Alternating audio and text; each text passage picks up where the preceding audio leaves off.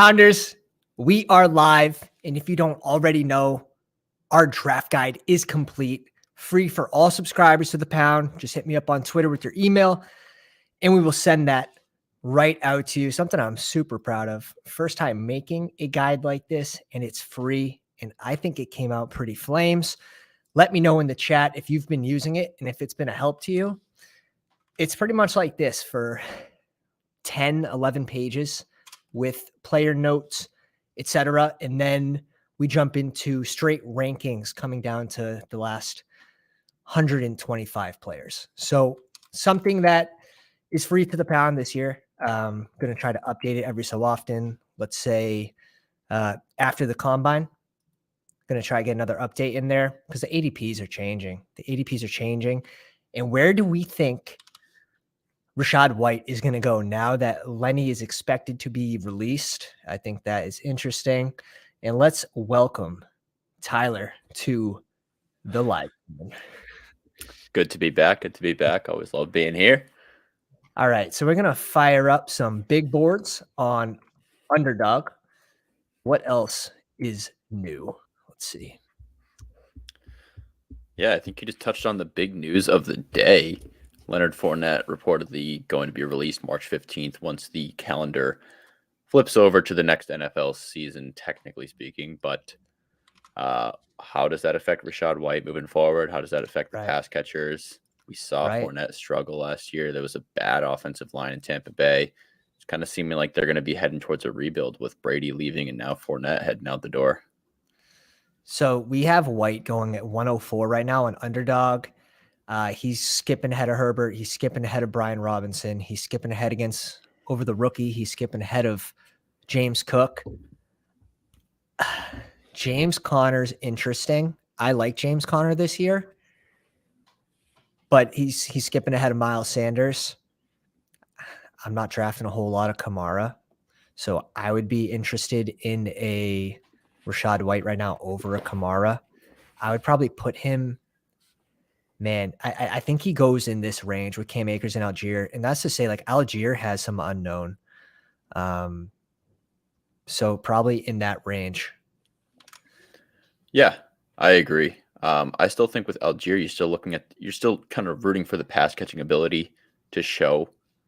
We saw that Cordell Patterson was still their lead pass catcher over there in the backfield towards the end of the season. But as far as, guys like Cam Akers, I'm waiting for him to prove to me that he can actually stay on the field. And All right. But his last 4 games, hear me out. Last 4 games, he had 100+ yards in every game. He is not going to be known for the guy that won you the league or the guy that was easy to watch. The whole offense on the Rams was broken last year. After Staffy went down, after Kupp went down, Cam Akers was told to not come to practice. You're not playing in the game for 2 weeks because they were trying to trade him. They didn't want him to get hurt. They were trying to use him as a trade asset. And then they didn't they just release Darrell Henderson? And they're like, all right, Cam, they did. Welcome back to the team. So I think he's going to have a decent start if they give him that lead role, which is expected for next season. So we'll see what happens in the NFL draft. Obviously, every player has a risk of losing their gig at this point. So we are putting more value on those players that their position is locked down. But even a Dak, right? Dak and CeeDee Lamb, like there's a good chance that Dallas goes with a receiver. Maybe they go with a big name, which we've heard a lot, like Bijan going to Dallas, because Jerry Jones, he doesn't necessarily prioritize winning, right? If you did that, you would put a lot more trust and faith in your coaches and your team. He wants those flashy guys that's going to bring the money in. And that's what he thinks will help their team win. But it's just not that simple. So let's get into a big board and we'll take note where Rachaad White is going. And we'll add a little note to the draft guide for the Pounders. So we're going to do a little countdown here. So let's not get excited. 5, 4, 3, 2, 1. Join the draft. Waiting on 8 people. Oh, it's going to be a tough one. It's going to be a tough one. All the Pounders are getting in this one. Tuesday night. We're going to be between TB Bucks and Ben. Luckily, I have Tyler, the young whiz, on my side, pulling stats out of Lord knows where, mostly just hot takes, like a hot air balloon. That's what I'm here for. And it's full. And we are at the 11, at the 12. 12 pick. All right, so we got the 12-13 turnaround there. It will be tougher to get value on some of these players. Let's see who we have in the chat. We have H.J. Wigglesworth. I think he's been in every single live draft that I've done. TB Bucks, welcome. Chesley, welcome. Joseph 1, Uncle Benji, Ben, Mario. This is a draft almost full with pounders. I am absolutely thrilled. Love that. Glad to have you guys. All right. Do me a favor. Mark this team. Mark this draft. And if you guys don't know how to do that, I'd be glad to explain. And just name it, live draft, pound, whatever you want. I've been today's date on it too. I've been doing that as well. Every live draft I do, I put the date and I put live stream. Just be cool to see who was there. All that noise. So we're seeing JJ go off at 1, followed by Chase at 2, CMC at 3. Very standard. Very standard.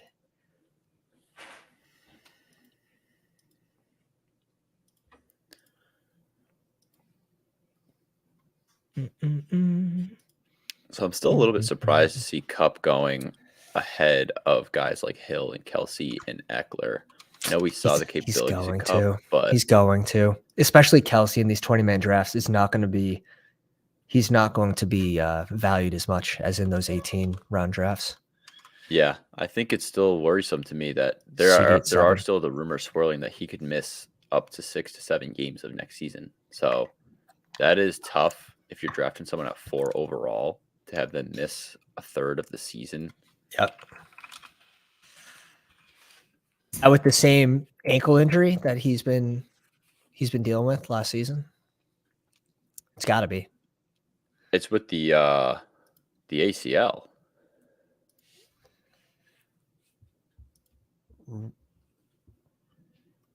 And middle of the mid-end season, he had the knee injury.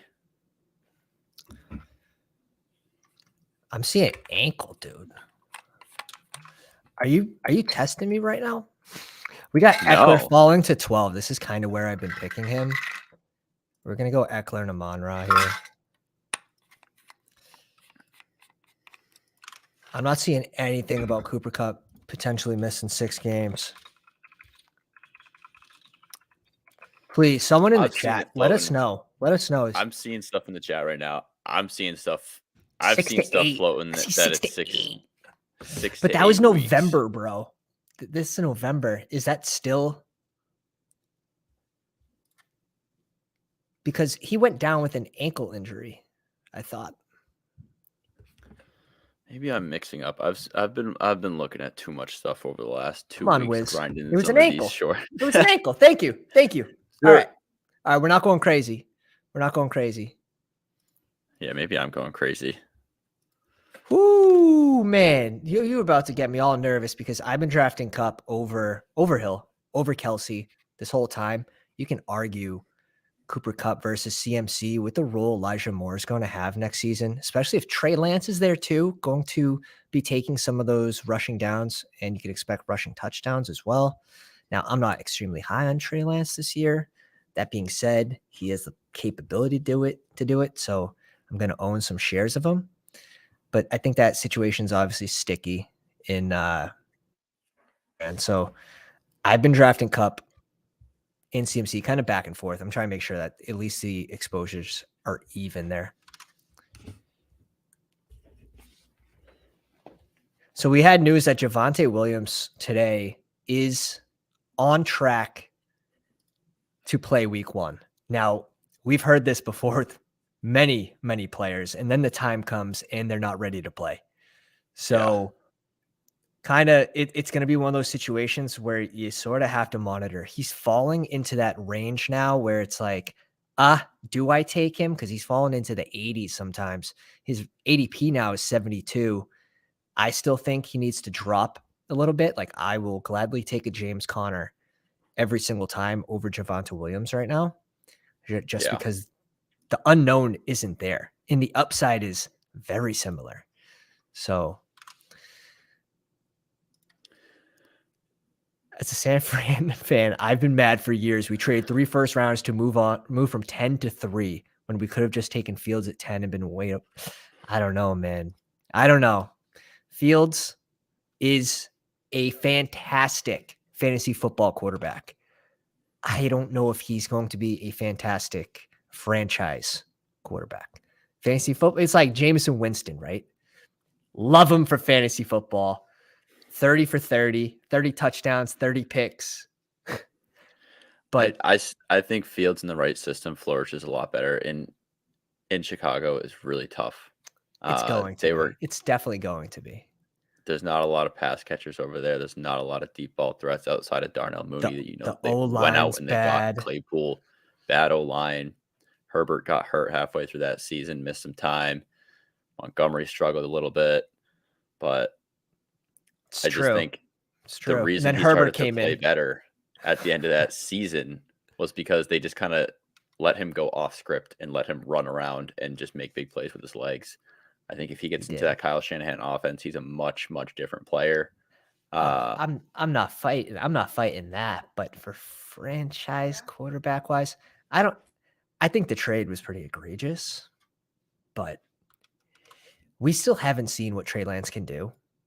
I mean, Trey Lance, he's pretty much unknown right now. He didn't throw the ball that much in college.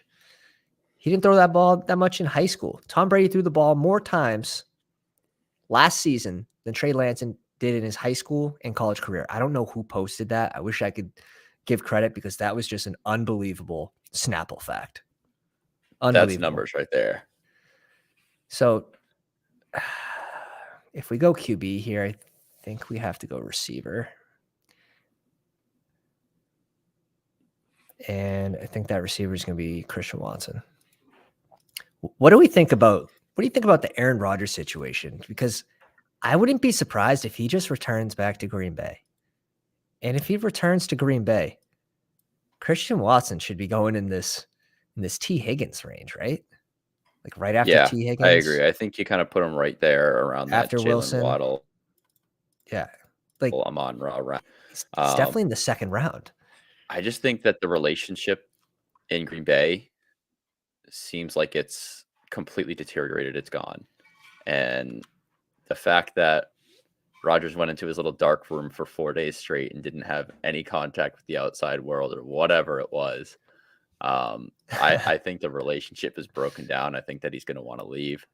I think he wants out. It's proven that they can't really win right now. There's a no-win situation in Green Bay. There's teams that are already built for a Super Bowl. They just need a quarterback. The Jets, for instance, are one of those teams. They have all those tools. The defense, top 5 defense in the NFL last year. Really good pass catchers that are young. The Jets are almost there. If Breece Hall can stay healthy, it's a super interesting team. Absolutely, yeah. With the great defense. So that is a good landing spot. I still think they need one more talent guy in the receiving field, but we'll see Elijah Moore. If he does go to New York, Elijah Moore should be going much, much sooner. Yeah. And we saw Atlanta released Mariota today, a potential spot for Carson Wentz. And just to touch on it a little bit, London, where he's going at ADP, 47, that's early, right? At 52, if Carson Wentz is the QB, can he pay off at 52? Because people are assuming Ritter can't do it. Ritter's being drafted last out of any starting QB, and after 5 rookies, including 3 San Fran QBs. Yeah. He's being drafted last. I think the move to release Mariota is kind of freeing up that ability to give Desmond Ritter the keys, whether he takes them or not in this offseason. it's kind of up to him to decide. It's kind of up to his ability. He was a good quarterback in college at Cincinnati. He was a really good quarterback. He led that team to a top 5 performance. So do I think he's next level NFL quarterback? Not really. I don't think he is like a stud quarterback. I think he's serviceable. I think he's better than Carson Wentz. We know what you have in Carson Wentz. I think Very the true. unknown of Desmond Ritter is better than bringing in the known of Carson Wentz. Yeah, why not give him a shot, right? You drafted him. I think they kind of have to give him that shot just to see what they have. And I don't know. They're still going to be a run-heavy team, no matter what QB they bring in. So that's why if you've seen the draft guide, am not excited about Drake London at his current ADP. And the people aren't excited about where Desmond Ritter is, 224. So I was high on London last year, just knowing his ability coming out of college. He's a really good player. I just don't think the system is right for him right now.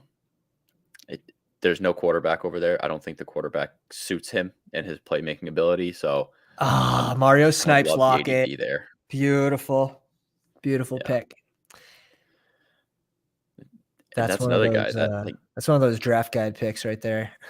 The fact that London's going ahead of guys like Lockett, Keenan Allen, Marquise Brown, Mike Evans, I understand that there's talent and everything. There's quarterback situations all over the place, but Tyler Lockett is coming off of 4 straight seasons of over 1,000 yards, over 70 catches, and over 88 touchdowns. Yeah. How is he not being taken before Drake London? That's true. Hey, I'm all for it. Like, Lockett really should be going in this fourth round right here, like early, because we saw what he did in 16 games. He scored more points than DK did in 17 games. It's not luck. Geno was not just a fad. It wasn't just a spark. It wasn't a flash in the pan. He did it the whole season. So yeah, I'm all for reaching a little bit on Lockett here to guarantee I can get him. Even at 50, like 56. I think he's just really a steal at this point. I think it's also interesting to note that Pete Carroll either yesterday or today came out and said that they're still keeping an eye on all the quarterbacks in this draft class. So they're not ruling out the possibility of drafting someone with picks 5 or 20. I mean, Geno Smith is aging. He's 32 years old. It's true. Do I think he's going to be able to put up the same numbers moving forward as he did this year? What's changing? I don't think so. But he finished like QB 5 season. Hard to replicate a 30-11 season with over 100 QBR. We saw what he did with his years in the Jets as a starter. Just never really panned out well. But dude, he now has weapons. He has Metcalf. He has Kenneth Walker. He has Lockett. Their offense is great. He finished as QB 5 last year. I agree. And he's being drafted as QB 18. What's the risk? I don't see any risk in that pick. No, even if they do bring a you. rookie in, yeah, it's going to take the rookie time to learn the system. I still think Geno would be the starter for the whole year, even if there was a rookie there. Yeah, and I'm not talking about for this year even. I'm talking, if you're looking future years too. I know this is just a one-season thing. If we're talking dynasty leagues and everything moving forward, Lockett is still potentially that guy where he gets a new quarterback. But hey, we're just looking down the road here, a couple of years into the future. I think they have to draft a QB as well. I just don't think it has any implications on fantasy football this year. BFFL in the chat says, why does Aaron Rodgers not retire? Tom Brady. One man, Tom Brady. He does not want to share a stage with Tom Brady. Aaron Rodgers, if you don't know, has an enormous size head. An enormous size head. Yeah. So he's not gonna retire this year. If I had to guess, right? And I don't think most people aren't thinking he's going to retire this year. So I'm just going to go with their side of things because those most people are smarter than me and know more than me. So that being said, do I like Rodgers at his ADP? Not my favorite pick.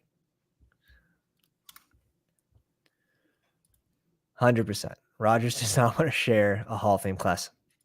No, because Rodgers had an amazing career. He deserves to be highlighted for all his accomplishments. And And as soon as they both get announced into the Hall of Fame class, they're not going to say a word about Rodgers, and it's all going to be Brady, Brady, Brady. right, you would kind of want spotlight too, Yeah. if you had that sort of career. So we're coming up on our next pick here, and obviously Mario, the snipe artist here with Tyler Lockett stealing our soul. I have my eye on a couple players. One of them's going to be one of these two. We could go another running back here, but I think we're stretching thin at receiver if we go running back here. What do you think? Just double tap it? Yeah, I don't hate it at all. And then I want to see where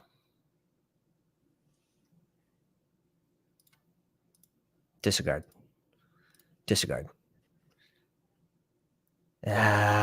James Conner was there. If we were going to go a running back, it would be James Conner before Rashad White, right? I think so. I think so too. With the more offense stability there. With the offense, week 15, 16, 17, expecting Kyler Murray to be there. Expect that offense to be better as a whole, to be in the red zone more often than this Tampa Bay team that has a lot of unknowns. That being said, Tampa Bay's old line, when healthy, is good. They were extremely unlucky last year with injuries. So, guys, do me a favor. If you're just getting in here, drop a like on the live stream. We appreciate it tremendously. Join the pound. It comes with our free draft guide. Hit us up on Twitter for that with your email that we can send it to. And hit the bell for notifications if you want to jump in some of these best ball drafts with us. We have 8-pounders in here. 1, 2, 3, 4, 5, 6, 7. Counting us. We got 8 out of 12 spots. Crazy. Appreciate everyone coming out. Just hogging the draft lobbies. Let's go. Let's peek Mario's squad. He's got AJ Brown, Jonathan Taylor, Ramondre Stevenson, Lamar Jackson, Tyler Lockett, George Pickens, Cortland Sutton, James Conner. Loving the running backs, strong at QB, and I'm liking the wide receivers. So far, a really good team. Ben, Bijan, Jalen Waddle, Josh Jacobs, Mike Williams, Trevor Lawrence, Kyle Pitts, Dak, and Isaiah Pacheco. So he's got a stud tight end. And I've seen a lot of takes on Kyle Pitts, and I'm somewhere in the middle on him. I think you still have to draft 3 tight ends when you go Kyle Pitts. So I don't know how much of an advantage he gives you. But that being said, I'm going to have some Kyle Pitts this year. Strong at QB. Could probably stop here at 2. The running backs are strong. Definitely have to catch up at receiver. I'd like to see probably 4 receivers in a row at least. Let's go over to Uncle Benji. Travis Kelce, Patty Mahomes, Stack, Nick Chubb, Tony Pollard, Chris Godwin, Mike Evans, Damian Pierce, and Brandon Cooks. Super solid squad. It's very evenly distributed. I'd like to see a run at wide receiver for Uncle Benji too, having the 3 RBs. Joseph 1, Tyreek Hill, T. Higgins, Joe Burrow, Calvin Ridley, Terry McLaurin, Cam Akers, Rashad Bateman, James Cook. He's got the little TT and Joe Burrow stack here. Running back, he's got Cam Akers and James Cook. I think that's solid. He brings in Evan Ingram, who's shown he can have those spike weeks to win you a week. Cooper Kupp for Chesley, followed by Jalen Hurts, Chris Olave, Najee Harris, DeAndre Swift, Dallas Goedert, Gabe Davis, Rashad White goes at 93. I think that's a good spot for him. You could probably flip-flop these two. It depends on Singletary, really. Jalen Hyatt, who I like in this draft class, an absolute burner. TB Buck says CMC, Devonta Smith, Debo, Pittman, DJ Moore, Deontay Johnson, Jahan Dotson. 1, 2, 3, 6 receivers in a row. Follows it with Trey Lance and Miles Sanders. Super interesting. I like that team. A.J. Wigglesworth with JJ, Derrick Henry, Breece Hall, George Kittle, Christian Kirk, J.K. Dobbins, Quentin Johnston, Kirk, and Danny Dimes. I like going to 2 QBs right here. I think you get a solid floor from Kirk. You also get a solid floor from Danny Dimes and the rushing upside to go along with it. And he's obviously got the correlation with Kirk and JJ. And we're on the clock here. And I think we go Mooney here. Not super excited about Mooney this year. But I still think we go him. Or, you know what? We have 5 wide receivers. Let's get our correlation this way. Just because I don't think he's going to be there on the way back around. Yeah, I like that. I think Herbert will end up being the lead back in Chicago by the end of the season. He's just more productive with the touches that he got, and he's been a better pass catcher out of the backfield for them. You could also hope Averaging they more yards per get carry. some help at O-line as well. Maybe Montgomery moves on to another squad as well. But yeah, for those listening and not watching, we picked Khalil Herbert and Cole Kmet at the 9-10 turn to pair with our Justin Fields. I just think there's a risk that Darnell Mooney isn't the wide receiver 1 on this team next year. They could bring someone else in, and that's sort of my worry. I think he's a good number 2 on a team, and he's shown flashes, but it's not consistent.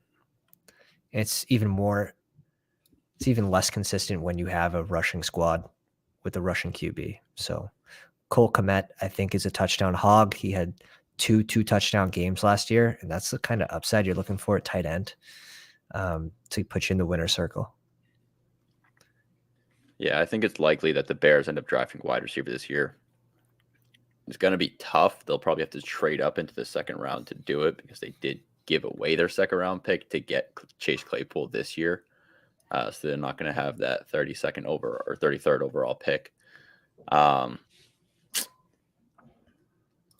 think they have to go with wide receiver in this draft, though. This draft is pretty deep with wide receivers, so they just don't really have the playmakers on the outside right now to get it done for Fields. Yeah. It's interesting too, right? Like they did trade for Claypool at the mid-mark last season. I can't remember Darnell Mooney got hurt. He did. After that. So technically Claypool was the number 1 receiver on the team. Now I get he's learning an offense, but he did claim he was the number 1 receiver in the league. So he should have been able to make some sort of impact, right? His words, not mine. His words, not ours.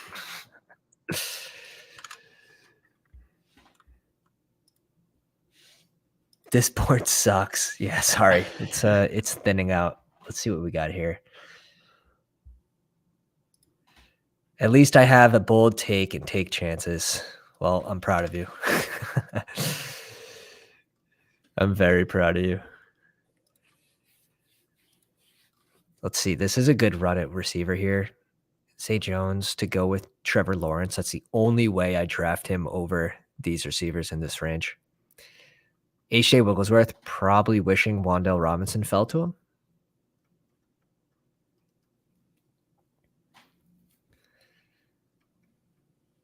TB Bucks brings in his 4th running back. I like these 2 in this range. I don't see really how you can go wrong. Now, you drafted them super early, right? Because Elijah Mitchell is 137. Hey, go get your guys, right? Go get your guys. I like the play, especially if you plan to go receivers late, because you already had your 6. He already has his 6 right here. So I don't mind that.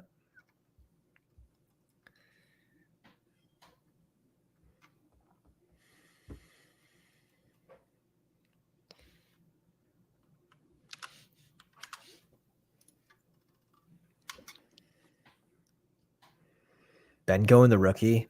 I think this guy has a lot of upside. He just has a little bit of I think there's some character question marks behind him. Yeah.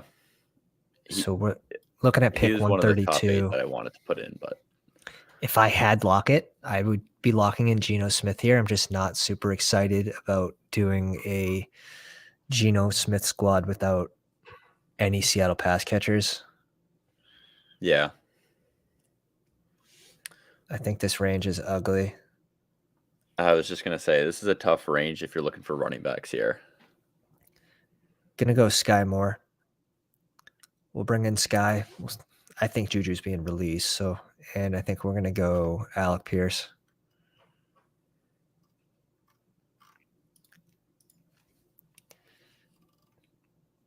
Gotta go get your guys. Same thing.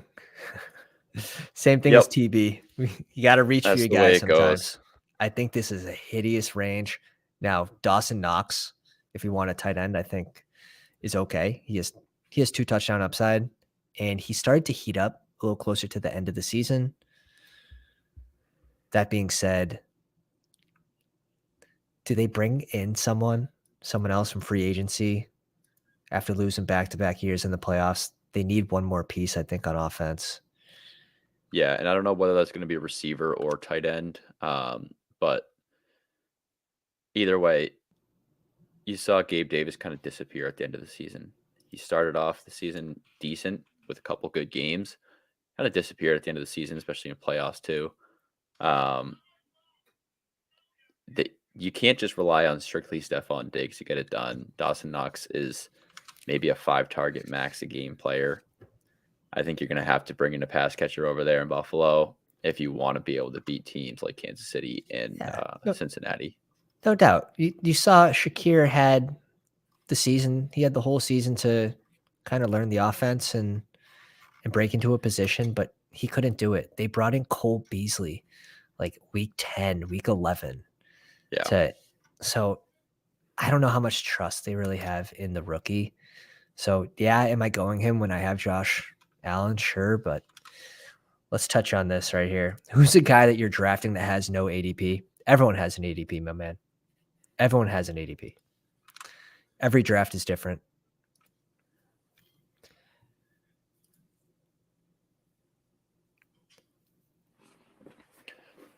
If you're drafting the same guy at 1 every time that you can get in the 3rd round every time, and he goes in the 4th round, doesn't make much sense, right? So everyone has an ADP. All right. Potentially, as far as like very last pick, maybe means like super unlisted player. I don't know. Maybe. But And if we're going that deep, like there's one player that should be drafted a little higher, and that's Devontae Parker. yeah, Has a clear role in this offense. We have Myers that's potentially leaving in free agency. You have Nelson Aguilar, who's potentially leaving in free agency, most likely. And yeah, will they draft someone? Yeah, potentially. But still, it's going to be him, Tyquan Thornton, and a rookie. So he should be going probably in the start of the 18th, maybe end of the 18th. It's not like it's ridiculous, but he is a value in the 20th round just because he has a clear role. And a lot of the players being drafted in that range, even the rookies, might just end up on dead teams where they're drafted to. yeah. And New England should be interesting, bringing in the new offensive coordinator and kind of changing some play calling up over there. You know, Matt Patricia just was never cut out for that job. Joe Judge was never cut out for that job either. Oh my God, it's bad. Stick to their strengths, which are defense and special teams. So new play calling hopefully frees things up a little bit for Mac Jones in that offense. What do you think about going? We do have Christian Watson. I think Dubes is way off the board, right? Dubes is way off the board. And Yeah. I like Rashid Shaheed. I think if you go Love, I mean, you're basically banking that Aaron Rodgers does leave. Leave or retire. Raises the odds. What's your current Running back situation of CJ? It's not high, but I can't go double RB here, I don't think. All right, I don't. I'm fine with you. I like Shaheed more than the quarterback pick. Because I think we're done. I think we're done at receiver here if we go receiver, and then we can focus tight ends and running backs on the way back around. That's what I was thinking. At 180 and 181 should be a good spot for some of these tight ends. We can reach up a little bit if we need to.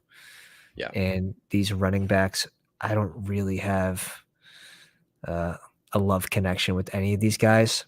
Maybe Donta Foreman, if they don't draft a running back, is an extreme value here. But I already have like 14% Foreman, so I'm trying to really cap it at that. There too. Yeah, he's not going to be like your pass catching back. So yeah, Hubbard caught took 5 over passes that all role. last year. at the end of the season. Exactly. You kind of saw He's them not using going a to be our pass catcher. three-headed Hydra over there at running back to end the Yeah, season. and they weren't the scariest running back attack, so not all that worried about them. But I think Carolina has to go running back, has to go quarterback this year. So I think ultimately, whether they trade up or whether they just let someone fall into the lap, it might end up being Will Levis from Kentucky for the quarterback situation. As far as running backs, I think on the turn, you can probably get what are they? I'll look at my projections right now. They're at pick 39, so yeah, there's still going to be enough running backs on the board. You can probably get a Kendry Miller there. But Foreman shouldn't really be able to request that much money. I don't think that Foreman moves on from Carolina next year. I bet he ends up back there. He was serviceable enough. He had multiple 100-yard games. So to be able to have that guy, maybe they do bring in another rookie from the draft. But I think their draft capital might be better spent elsewhere. They did have a sneaky good pass defense last year. That's one thing I'll give them credit for. Their pass rushers were a little bit laxed. Rushing defense not that great. So they can definitely bolster the defensive line. Quarterback is probably the number one priority, whether they bring back Darnold or not. H.J. Wigglesworth's wide receiver room is absolutely hurting. J.J., Christian Watson, Quentin Johnston, Isaiah Hodgins, Odell Beckham, and Adam Thielen. Thielen's a guy I think has a huge fall off this year. Well, he's touchdown dependent. I think he had that fall off last year too. You think he has an even further? I think it's diving even further because this was basically exactly the same, right? Yeah, it's just the touchdowns weren't there. Everyone was calling for touchdown aggression on him. Everybody. Yeah, and I think we're going to see that even further this year when they brought in Hawkinson. You know, his targets went down vastly, and he's very a true. touchdown dependent guy. I think they're still going to go out. I think they're going to bring in another receiver as well this offseason, whether it's through the draft or free agency. But I think Patrick at 173. They need to bring in another wide receiver to complement Jefferson. Tim Patrick at 173. That's what happens in our draft rooms. Bunch of animals. Paris Campbell going at 174. Go get your guys. Get your guys. Look at this wide receiver room, though. It is falling all the way to the 195 after Khalil Shakir. So it's really good that we did go wide receiver there. Yeah. Even though it was a small reach. Yeah, I like the room. That's what I was going to say. I think he kind of shored up the back end there with Pierce, Shaheed, and Sky Moore. So, and as you know, I am a Cole Kmet faithful over here for this year. I am a Cole Kmet faithful. I'm going to have a Cole Kmet jersey by the end of the year. It's going to depend. It depends. If he has 6 touchdowns by week 10, I will buy a Cole Kmet jersey. And we'll wear it. We'll wear it for the week 11 stream. I'm gonna mark this. I'm gonna clip this up right now. Put it on the board. And yes. We're going Tank here. Do you have any objections to Tank? And we can go Gerald Everett. I do like. I just think there's a risk that they draft a tight end like a Kincaid, and I just don't. Some analysts smarter than me like Everett. Just signed. What was that? Everett's a young tight end that they just recently signed. I don't know if they're really going to. 26, 27 years old. It's fairly young. 28. He's gonna be 29 in June. He's a little older than you think. I'm going Trey McBride. I still think we've seen this ADP go all the way from the 200s to go in front of Zach Ertz, and I am 100% on that train. All aboard. All right. I know you did it. You did it in the other draft too that I was with you. This is going to be a tricky team to balance out. I think we need 2 more running backs. We're done at receiver. So 2 more running backs, a QB, and a tight end. I think that's Yep. what we're looking at to make this team work for the best balance. We didn't invest a whole lot here at running back, but I do think Aaron Jones is a good value. I think Khalil Herbert's a good value. This was not an easy draft. As you can see, we reached up to get our guys once, twice, 3 times, 4 times, 5 times, 6, 7, 8. Every single receiver, we reached up and got our guy. Yeah. Tight end. Both tight ends, technically. Both tight ends. That's what you have to do, though, when you're drafting with 8 people that you know. You know how they draft. They know how you draft. You got to go out and you have to get the guys. So I know BFFL has called us out for being value drafters, but explain that one. Explain that one. It's tough, especially at the 12 spot. At the 1 spot, you do have to reach to get your guys. You can let value fall to you, but like in this draft where everyone's got the draft guide, they're scooping up a lot of the value, high upside picks that will sometimes fall to you in other draft rooms. If you guys are new to the stream, we are dropping our free draft guide. Just send me a message, a DM on Twitter. It is free for all our subscribers to the pound. Thank you, EJ. I'm just used to seeing your name as BFFL. But yeah, drop a DM. I'll be happy to email it over to you and hit the bell for notifications so you can get in some of these live drafts and potentially draft the winner on the live stream. I mean, it's bound to happen. Sam Howell goes at the 16-17 turn. So that is actually a decent value on him. But you have 4 QBs. HJ, I think you're done at QB, man. After these 3, I don't think he could afford to go QB there, and he probably had to stop at 2 tight ends. And he most likely he should have gone 4 wide receivers and 1 running back with that squad. It's just an extremely putting faith into some of those wide receivers. He's basically banking on Odell being a wide receiver 1 on a team and being able to put up like wide receiver 2 numbers steadily all season. Yeah.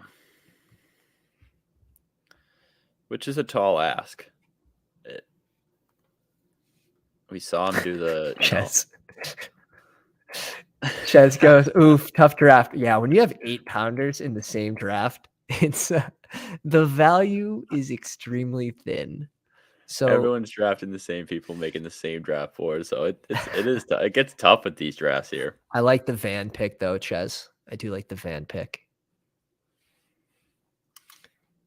Definitely going to need a couple more receivers to end the draft, I think, for Ches's squad. So now it's going to land back on us. We need, I like the Jelani Woods snipe. I like that a lot. I think we have to go Will Levis here. He does have rushing upside as well. I'm just not too confident in these 2 QBs. We need a 3rd QB. Yeah, I like the Levis pick. I think he's going to end up, and like I was saying, I think he'll end up in Carolina. I'm between these 2. Obviously, we have the upside with White. If Josh Jacobs decides to move on, White can handle a 3-down roll, coming in about 6 feet, 215. And then Kenny McIntosh, I think this is someone who's going to test well in the combine, and he's going to go sooner than people are thinking in the draft. Yeah, so I'm fine with either pick. I mean, let's bring in Zamir White, as our last pick was a rookie. So Zamir White should have a bigger role than last year, no matter what happens. Absolutely. And I think looking at the Jacob situation, like he kind of seemed like he wanted out at the end of that year. Mm-hmm. Like he kind of trended like he was he was They're done. not going to pay him. They're not going to pay him. It's not in their best interest to pay him. Although he Right. carried them on his back, he really did. Jacobs is a great running back. Running back is just a bad investment, though. I think all teams are on board with that. Absolutely. Unless you got a guy like Derrick Henry, who's consistently putting up 12, 1,300, 1,400 yard seasons, it's tough to invest a lot of money. We saw the Cowboys do it with Zeke, and then it immediately kind of blew up in their face because Tony Pollard turned out to be much more productive over the last few years than Zeke did. So, yeah, it's true. EJ said, "Are you guys taking any Eric Gray?" I'm checking the exposure right now. I have him on 4% of teams. I think that's where I'm sort of comfortable with them right now. Yeah, he's just one of those late dart throws at running back, right? That's not being drafted in every single draft. I've been sprinkling in Deuce. I've been sprinkling in some Gray. If you watch this kid's tape, he looks explosive as well. His top end speed, like he does have breakaway speed, which is nice. It's just they're kind of dart throws until we know what team they're on. So investing more than 25% in a player, I'm good with if we're betting on talent. But yeah. there's a price to pay, right? There's a price to pay. And it obviously gets harder and harder with rookie running backs. Like the later they go in drafts, right? It's less likely that they're going to be drafted to the right team, and they're probably just going to be drafted to teams for depth spots. That's kind of just how it's typically paid off with running backs in later rounds. We've seen some undrafted free agents come in, like Pacheco, or 6th round, 7th round picks come in late, and they actually have a role towards the end of the season. But typically, it's depth pieces that they don't really see the field until late in the season, and the role is very minimal. It's true. It's a super good point. Like a lot of these rookies that we're drafting, they're dead. They're going to teams where they're going to be buried until someone retires sometimes or someone gets hurt. That being said, this is why I recommend drafting 2 to 3 rookies per squad. You know, if you're going on the heavy end might be 5, but no more than 5, and that's at all different positions, right? You're trying to hit on 1 or 2 to go along with your veterans to make a super team, right? If you can hit on 1 or 2 and you only drafted 3, you're looking good, especially at like running back, right? I try not to have more than 3 rookie running backs specifically. You're trying to hit on one of them really. And as long as like, you know, we're not talking about Bijan, we're not talking about Gibbs, people that are going in, you know, the top 100 like Zach Charbonnet, but some of these later guys are dart throws and they're going to be team dependent, like Tyler said.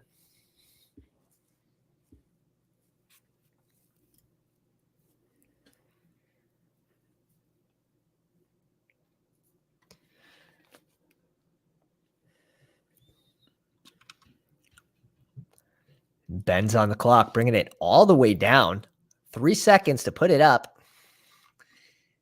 Goes Tyler Scott.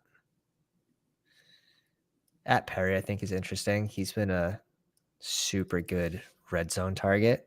It's just he's not an early declare. Nathaniel Dell goes at 217. Marvin Mims at 219. Arguably the more exciting of the players going in this range. Going to be an early declare as well. Oh, Mario.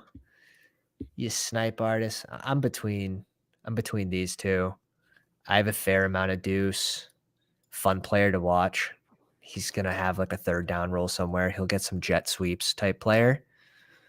Yeah. So he does have the chance to spike. Let's go Deuce. Fun. It's a fun pick. And then we're picking a tight end here. And I think we go with the little sleepy sleep, or we can go Robert Tonyan for the correlation. I think if you're banking on sleeper versus correlation, I think you'd always should ride with correlation. Obviously, in the hopes that Rodgers leaves and Love is the next quarterback up, you're getting a lot of correlation points there. All right, let's bring in Tonyan. And EJ said Greg Dortch.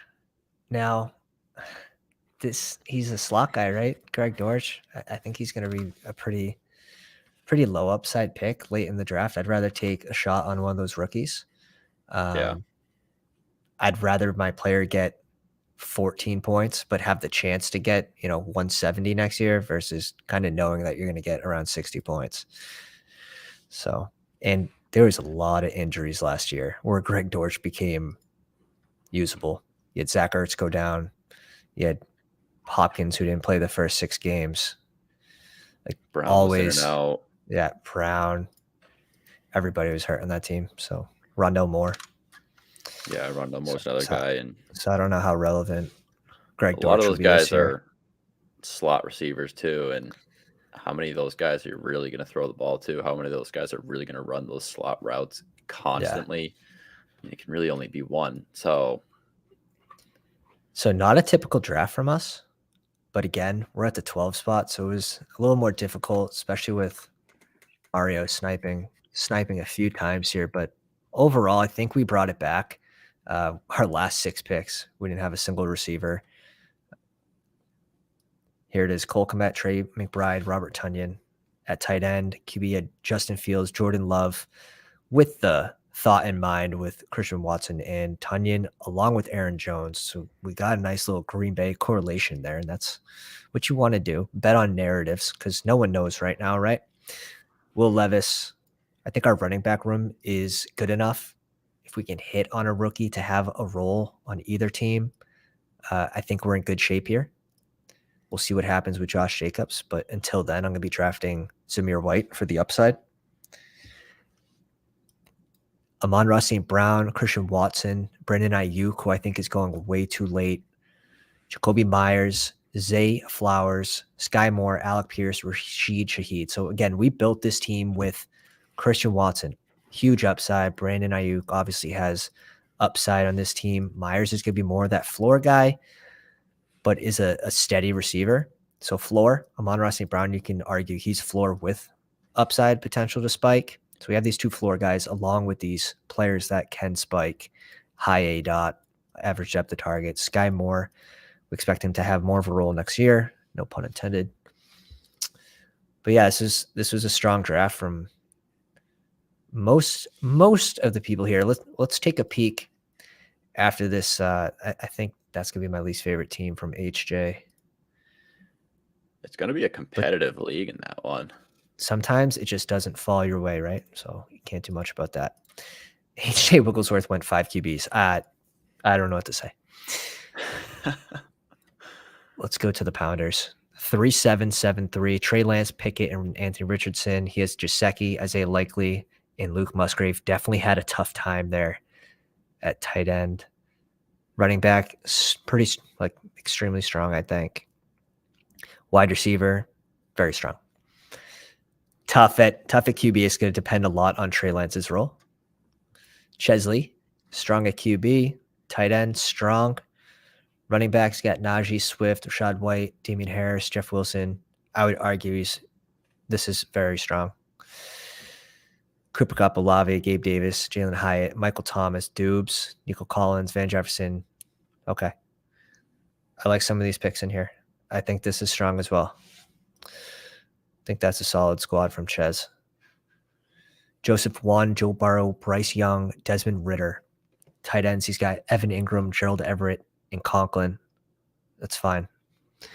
Cam Akers, James Cook, David Montgomery, Sean Tucker, and Donta Foreman. I know you're going to like this pick, Tyler. Love the Sean Tucker pick. So I think this team, it's going to depend at running back. It's going to depend on where David Montgomery ends up and Donta Foreman's role and Sean Tucker. But I think I like these 2 picks at their value right now. Mm-hmm. And then this wide receiver room is awesome. Great wide receiver room. I really like the tight ends as well and the quarterbacks, actually. It's just running backs are definitely going to be dependent on some of the situations. And that's why I'm sort of hesitant too right now to go Joe Burrow in this range, because I think you still need 3 QBs because he doesn't provide that rushing upside. Uncle Benji's Mahomes and Tannehill with Travis Kelce and Dawson Knox, and he got Knox at a nice little value there over a round. So awesome at those 2 positions. Chubb, Pollard, Pierce, Jamal Williams, Zach Evans. I'm fine with this. stopping at 5. Godwin, Mike Evans, Brandon Cooks, Juju, Tyler Boyd, Hunter Renfrow, MVS, Paris Campbell, and 3 rooks. I think he had a tough time at receiver. Maybe the values didn't fall to you. Talk to me, Benji. Talk to me, Benji, in the chat. Now, you did draft 11 receivers, so you are hoping to hit on probably one of these guys, most likely Cedric Tillman, who had some injuries in college, but I it's a definitely like stellar, bringing in a lot stellar more prospect. receivers there. Yeah, he had to. I think that was the right move. Yeah. I wonder if Devontae Parker was there. It would have been nice to get one more guy with a definite role. Ben goes Trevor Lawrence, Dak Prescott, CJ Stroud with Kyle Pitts, Okonkwo, and Kincaid. I like the tight ends. Bijan, Josh Jacobs, Isaiah Pacheco, Rashawn Johnson, Kendra Miller, and he got CPAT right around where he should be going in this 200 range. So at 208, I like the running back room. Wide receivers, Waddle, Mike Williams, Josh Downs, Zay Jones for the correlation, Keyshawn Boutte. You got Michael Gallup, Tyler Scott, Parker Washington. So you have 4 rookies.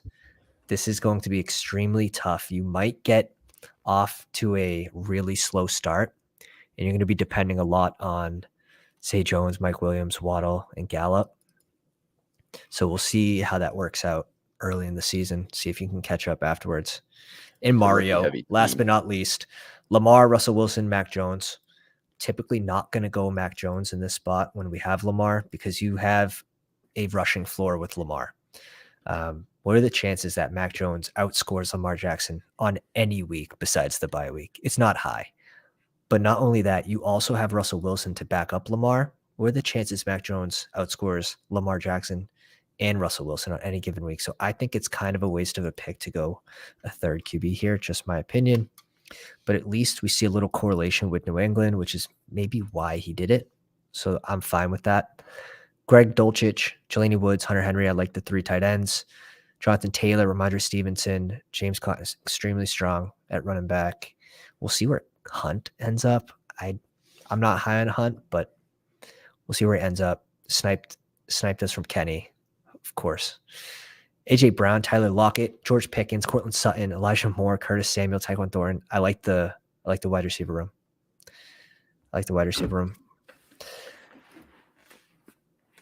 the quarterback too. I like the 3 picks there, quarterback, just because we did see Lamar Jackson get hurt and he kind of milked that injury for the longest time. So I like the 3 quarterback pick there, especially because you don't know where he's going to end up, whether he's even like in Baltimore, if he is in Baltimore and he pulls the, I'm sitting out until I get traded. Yeah. It's possible. Let's touch on Rocky Kimple. Welcome to the live stream. New viewer, addicted to best ball. Welcome to the club. Great watching new people put out content. I appreciate it. Honestly, I was inspired after last year to put out content because I just saw too many influencers. Like, we're not here to influence. We're here to give some friggin' good information. Let's get to the facts. Shit on my Dortch is still a good one this year. All right. If you have a ton of upside guys and you need a floor pick at the end of the draft, maybe go Dortch. But right now, where there's values in the 20th round, I'm not going Dortch. So you have one Tucker share. All right, let's jump into another one.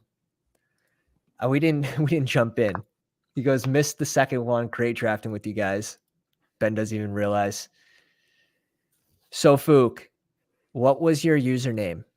Were you in that last draft?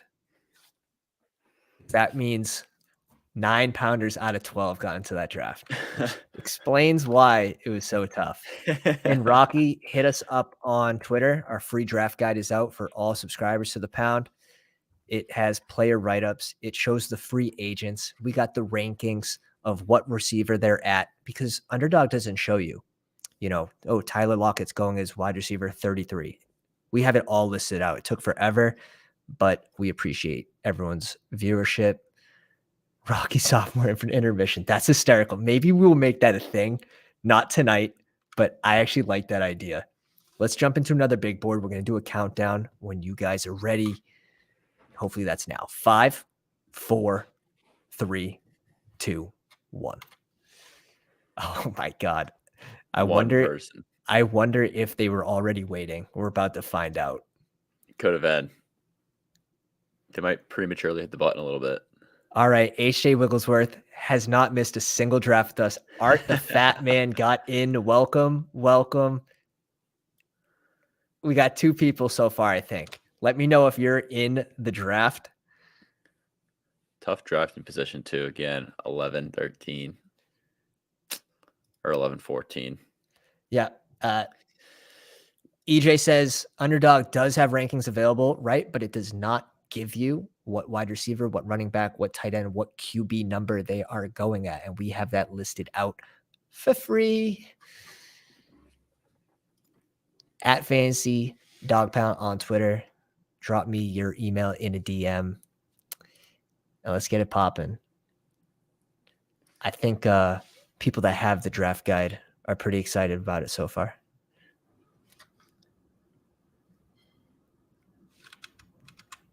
All right. You're going to have to link it to me in Twitter because this is what I'm seeing right here. And it doesn't tell you what wide receiver number, right? So Cooper Kupp is wide receiver 3. It has their ADP, but we have that as well as what wide receiver number they're going for free.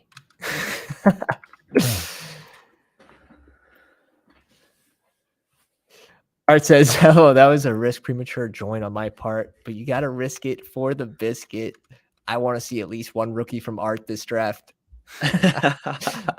That is tonight's goal on the live stream. 1 pick from Art that is a rookie. So we improved by 1 spot. Instead of picking at the 12th spot, we will be picking at the 11. And I would be lying if I said I am excited that not a lot of pounders got into this draft because we think we're going to get some value falling to us. Now that value looks like it's a little closer to over here with HJ going a little wild in the 2 spot, but it's not that crazy. It's not that crazy.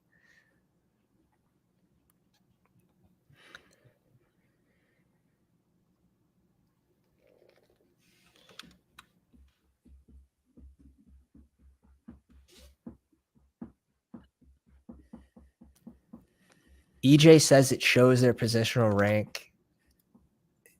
Link it to me. Link it to me.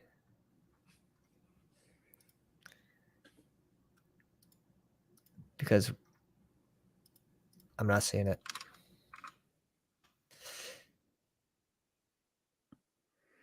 All right. Let's pull up the board. Travis Kelce goes at 4. CMC falls to 5, which is nice. Always nice getting CMC at 5. Cooper Kupp goes at 6. TMI 1978 goes Stephon Diggs at 7. So where are your eyes taking you on this one right now? It's taking me to Art's pick. I'm glad Eckler's off the board, which guarantees us one of these 3 receivers. Yeah. It's most likely. Oh my God. I actually like getting AJ Brown over Lamb there. I do think that they bring in help in Dallas at receiver, especially because Gallup can't stay healthy. And if they release Schultz. I don't think they can afford to release Schultz, but they definitely have to bring in receiver. I'm kind of praying that, yeah. I have a lot of AJ Brown mixed with Amon-Ra St. Brown because we were drafting him when he was going at 20. We drafted him all the way down. Let's see the exposure on him. 24%. So probably 25% now. But we're getting some good values. Cool. Going to get the guide tonight. Thanks for the info. Curious, what's your favorite draft spot? Man, definitely not at the end of drafts. Probably not even at the beginning. I like the 3 spot when I can get Chase. I've gotten Chase, I've gotten JJ a few times. It's a 3 spot. But after that, I think 6 is super strong. If you're getting typically like a Tyreek Hill at 6 or 7, I think 6 and 7 are probably my favorite. Yeah, it depends on the time of the season for me, but I typically like drafting like high middle. So like between 4 and 7 is where I feel most comfortable drafting, just because you don't have to wait as long on the comeback. So Have a go, Ben.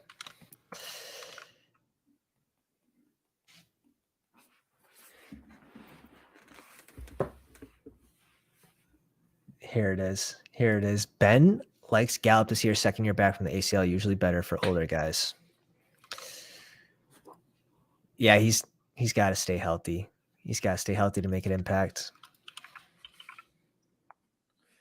Just hasn't been good back-to-back years, so he's shown that he can have like big play upside, but I'm pretty much fading Gallup at this point unless I'm drafting Dak. He went at 147. I feel like that's too soon for his risk. I'd probably rather Rondell Moore, who's sort of a similar player. So it's funny that they're going in the same spot. I think there's safer guys out there after him. But these are two that I would draft over them every single day of the week. I mean, even Curtis Samuel is getting like severely disrespected. There's a guy that I like a little bit more. He's kind of that X receiver that plays a lot of positions, and they utilize him in the backfield a lot too.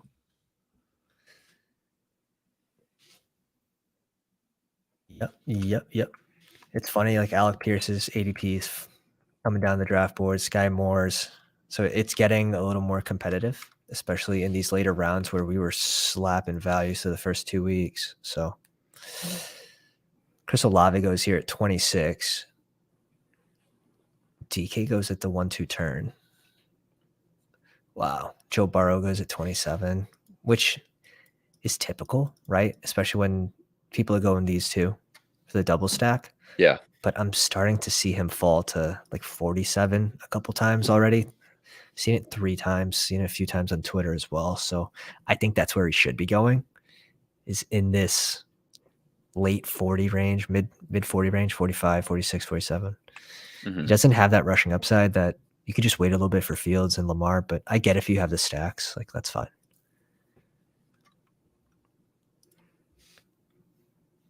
Travis Kelce, Devonta Smith, Travis Etienne start. 3 running back start. I think like all the value.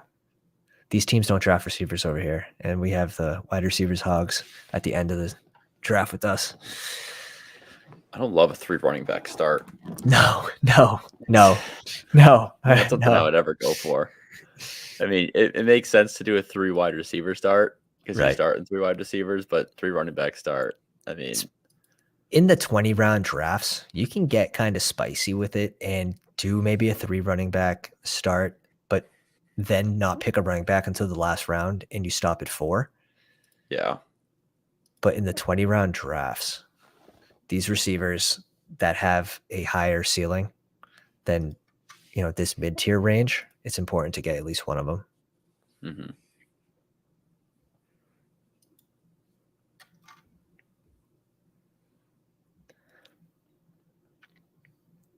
Okay. I was interested in a Cooper there. I think we can double tap these 2 at running back. I think that's interesting. I'm high on both of these QBs. Like I like all 4 of these picks in this range without reaching again for a Watson. So you're Pollard over Jacobs this year? Yes. Okay. Let's start with the Ramondre Stevens pick.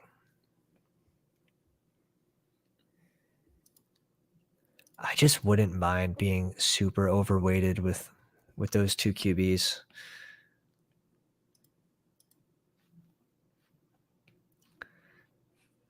Well, looks like we are going one of those 2 QBs.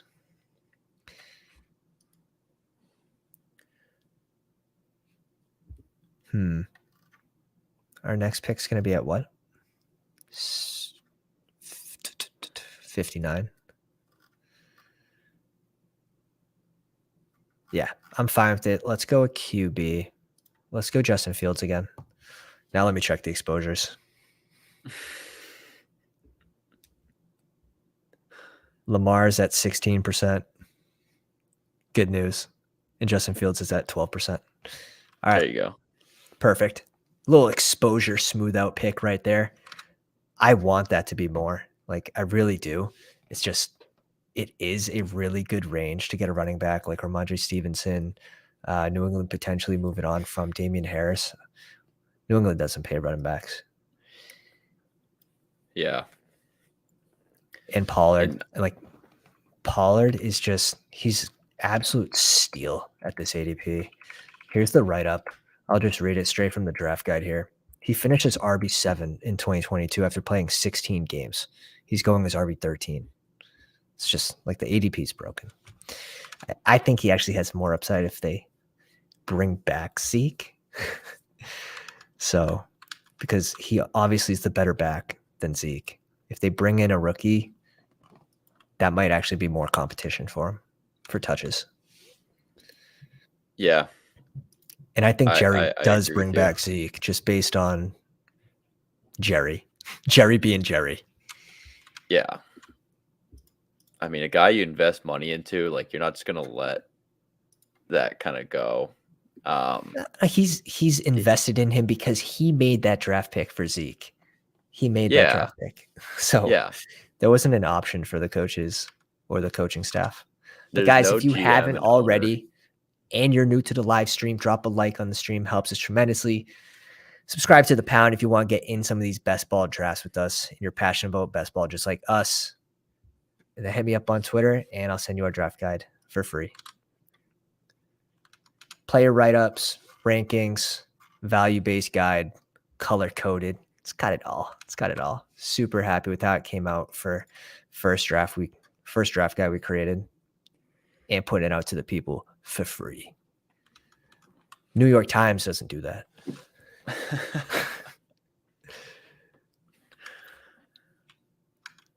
Let's see.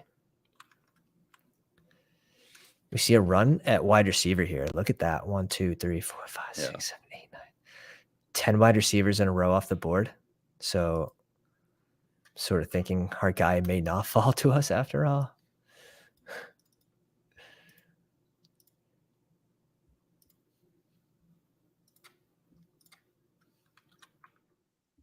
I mean, Allen off the board at 53.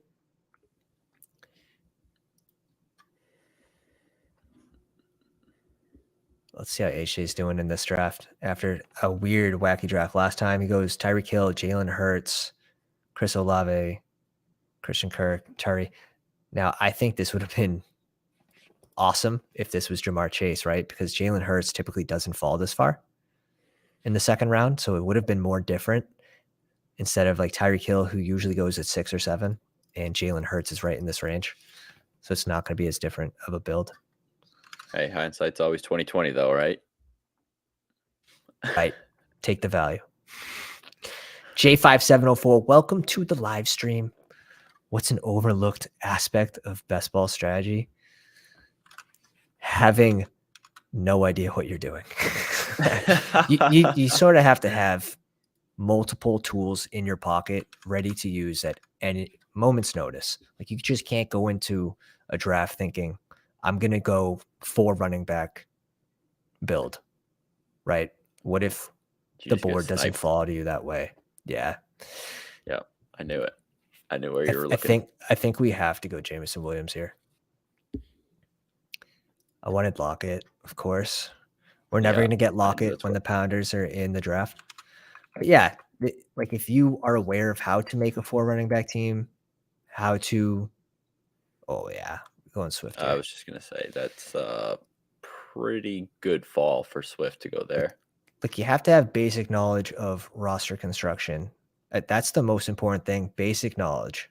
You're going to go Patrick Mahomes, you're only drafting 2 QBs. You know, Jalen Hurts, only 2 QBs. Travis Kelce, only 2 tight ends. Because you're just spending so much draft capital on a first and second rounder for these players that you have to make it up in the other positions at wide receiver, at running back. So you can't really afford to go 3.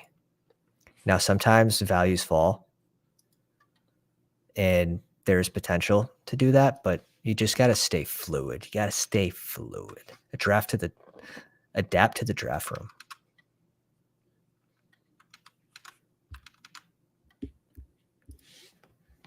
Deontay Johnson at 67. 8 picks before ADP. Gonna be It's early. more of a cash game pick, in my opinion, because he has a high floor, but he has a low ceiling, in my opinion, not scoring 15 points a single time last year. Now, he didn't score a single touchdown. I think he gets in the end zone a few times, but like a Treylon Burks would be a higher upside pick. That's my thing with Johnson is he's always going to get the targets. He is like the target monster. Pickens is probably going to eat into that a little bit more this season. We saw it trend that way to the end of the season, but you have to expect that Johnson is going to be in the end zone more than once this moving forward. It was an odd situation with quarterbacks last year. They were bouncing back between Trubisky and Pickett. Right. So there was never really any fluidity with the offense. So I think this next season, it's going to be different for Johnson. He is still a target monster, but yeah, no doubt. Johnson on the right, he works on the right team. I'm just not reaching above Treylon Burks to grab Deontay Johnson this year. Yeah. Cash game. I love Deontay Johnson.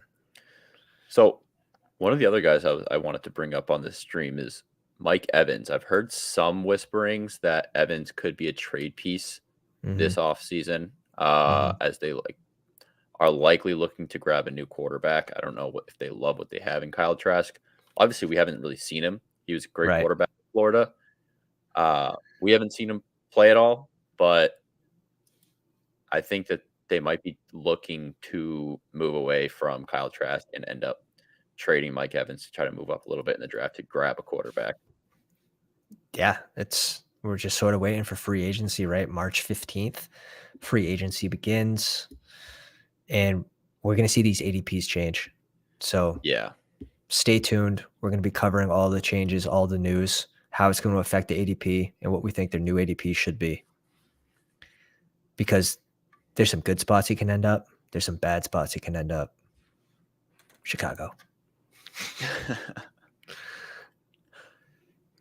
Atlanta. That'd actually be really bad for Drake London and Kyle Pitts. So we'll sort of see. Yeah, I love free agency. And that's why you kind of have to value these players that have certain roles. That have their clear established cutout roles. You have to like that a lot. We're going to try to do a Goff in this build as well. Obviously having 3 Detroit Lions.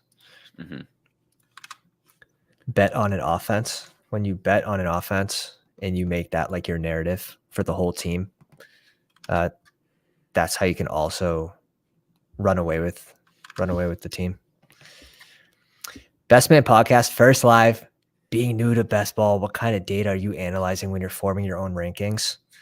Well, I think the most important is sort of looking back first and then dictating how you think it's going to affect the future, right? So we can look back and see where they finished, because that's important.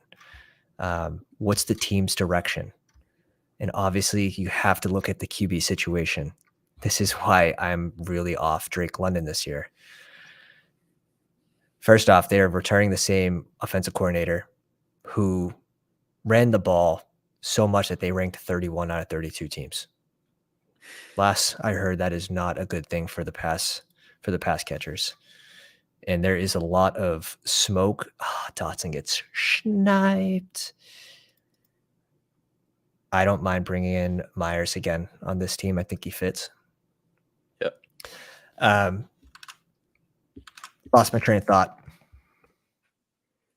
Oh, you have to kind of see where they ended off, right, to be able to predict the future. And we're talking about Atlanta. So Drake London is a phenomenal receiver. His QB right now is Desmond Ridder. Kyle Pitts is returning. So you'll see all these stats on Twitter like, oh, he had a 29% target share. He commands targets. You can't name another player that was on that field. Of course he's going to command the targets.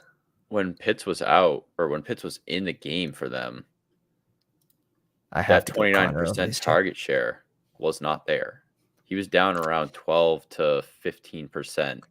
So I think he'll end up in that 24% range, but the problem is 24% of 32 or 24 pass attempts Yeah. whatever they average a low amount is not higher than 20% of 35 pass attempts. So you have to sort of I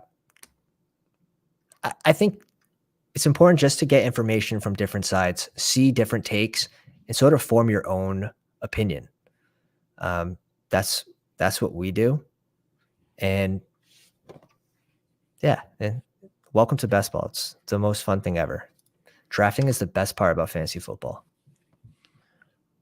Strategy for rookies in best ball. Find a good dynasty channel. 100%. Find a good dynasty channel because people that focus dynasty, no other person can keep up with everything, right? You have a car, you have a BMW, you're not going to get it fixed at Honda. You're going to go to those people that do BMW at the BMW dealership. Yeah. I've put out some shorts on some of these rookie guys that are coming into the class. I follow college football a lot. Do I know everything about all the rookies that are coming out? Absolutely not. I'm not going to tell you that I know every single rookie that's coming out of this draft. I know a lot of the main guys. I know their strength. I know their weaknesses. So we can give you some of this information on some of these rookie guys, but definitely find a really good dynasty channel that focuses solely on rookies. There's so much unknown right now with rookies. You want to bet on talent because we don't know where their landing spot's going to be. The landing spot's going to be the most important part for these rookies. Look at what happened with Dameon Pierce last year. He's being drafted at like 160 in these preliminary drafts before the combine, before I think it was even later. It started in like the 200s and moved all the way down to 150. And then when he was on Houston, he had a clear role. He just had to beat out like Rex Burkhead. And then we saw him being drafted at like 55 for the BBM3 at the end of the season. So landing spot's huge. Right now, grabbing a small piece of the high upside rookies is going to be the most important part. You don't want to flood your team with rookies because we know they have a slow start to the year. So you want to get a few, and you want to have just like a little bit of everybody to some extent, because these ADPs are also changing daily. So I think getting people in different ADPs is also important as well.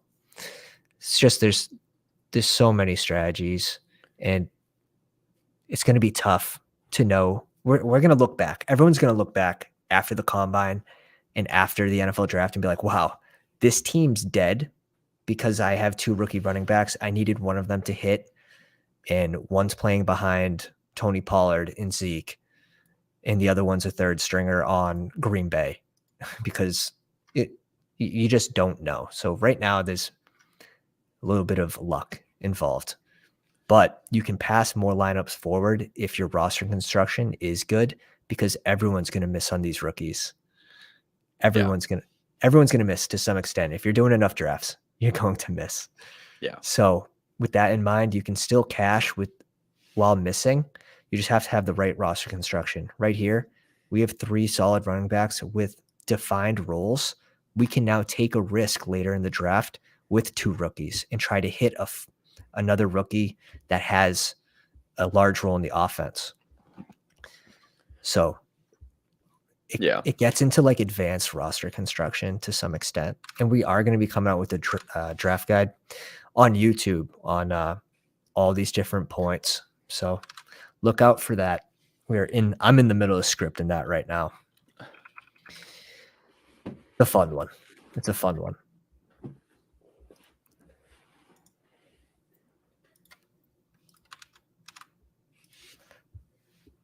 Danny Dimes going at 101, followed by Brian Robinson. I'm praying our man falls. I don't think he's going to, though. Herbert off the board.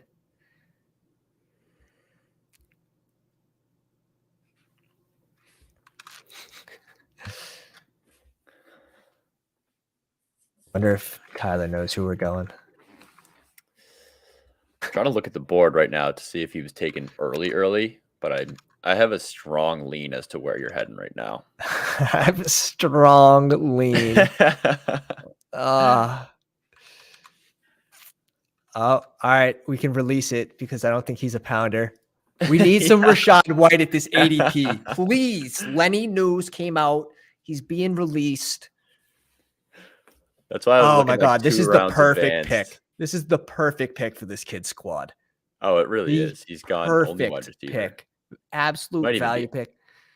could be an auto draft right now. He goes AJ Dillon over him. Streamer luck. Streamer luck. I don't even consider myself a streamer. All right. I looked 2 rounds earlier. I was like, We have to do this. We have to do this. We have 3 Detroit Lions. The correlation's just too, it's the chef's kiss. We have to go. Oh, we could have. Why did I think I was picking at 12 there? It still works out. Okay, I should have it still panned out.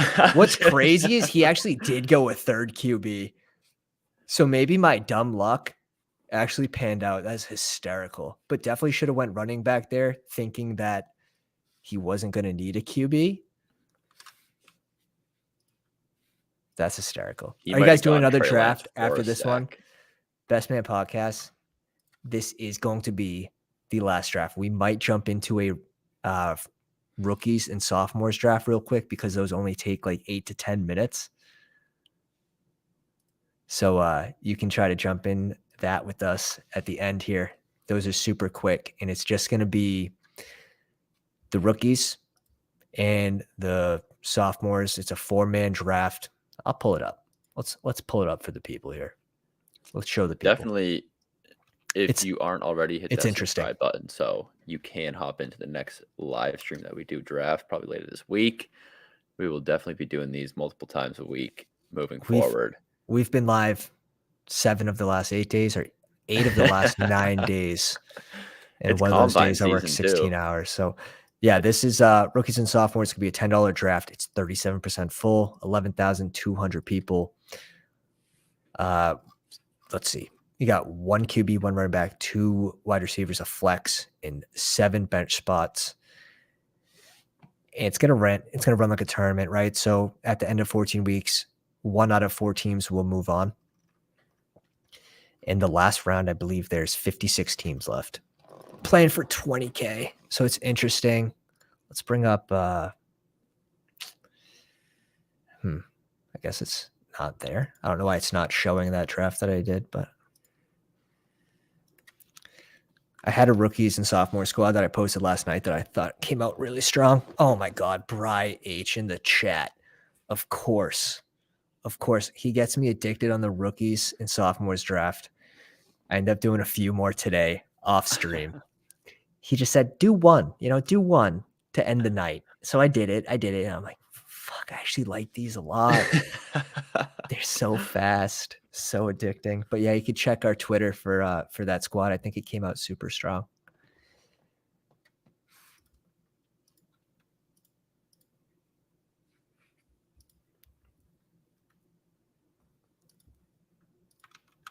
Papa Juju at 119.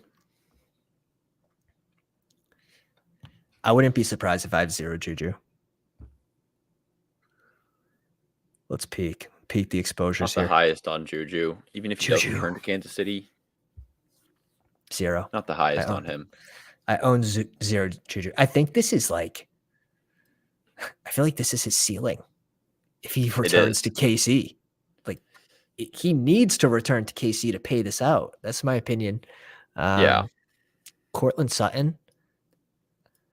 I think he needs Jerry Jeudy to leave to pay this out. It's another player I'm off right now. Now, I do think it's a better range for him, and he has the potential to spike. But Jerry Jeudy's the clear favorite over there. We think Dolchich is going to get more involved with the Sean Payton ran team. You see Cole Kmet go off the board. It's an absolute tragic situation. Early. Get you guys. My most drafted tight end. Is it though? Let me actually. That might be. I know it was last year for sure. That might be a lie. I know. He is. He's tied with Hunter Henry at 29%. Let's go. Solar did my first today after seeing your live stream. Oh, sorry about that. They are fun and they're fast. And when you don't end up with a good team, you're like, fuck, I'll just do another one. The fast drafts are always the worst because you're just like, oh, well, I'll just do one more. Well, I'll just do one Yeah, more. I've done 18 of those already. No, I've only done 3, and I ended off with a strong one. So we'll see. We'll see. We'll get into a couple more before it fills. I just don't think there is a strong edge to maxing that out. Like, some people are going to max it out, not because it's a positive EV play, but because they just want to win, to say that they won. You know what I mean? Yeah. So they're risking $1,500 to win 20K against 11,200 teams. It's just seems like a negative EV play. We don't do that.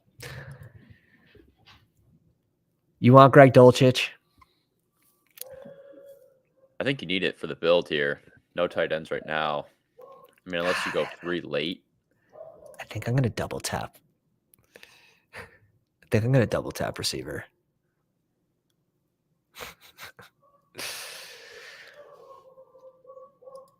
Back-to-back Sky Moore, Alec Pierce.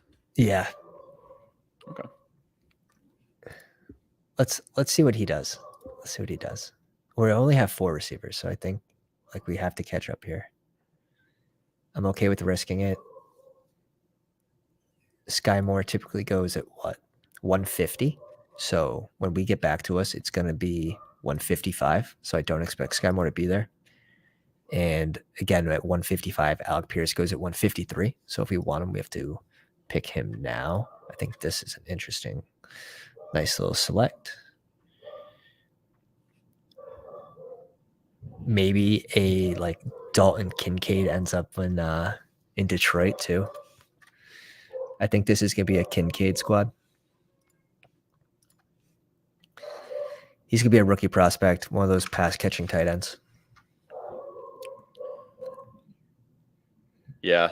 Detroit's one of those teams that needs a tight end. Drafting early. They got a couple extra picks in this draft, so. Yep. We got the dog barking in the back. The true underdog.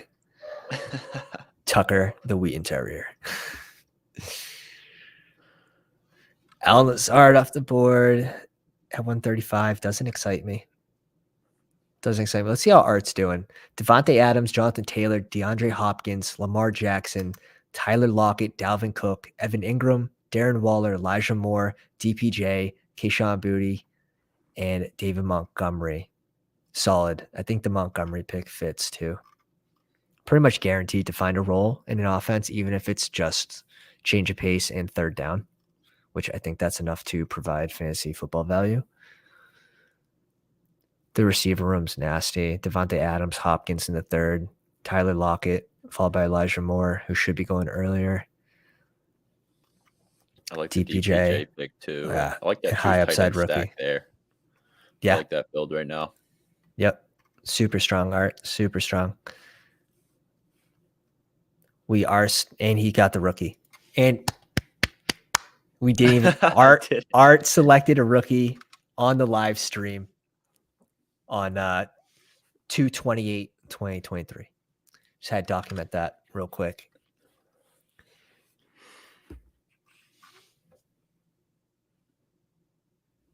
I think H.J. Wigglesworth, he has to be in the chat, right?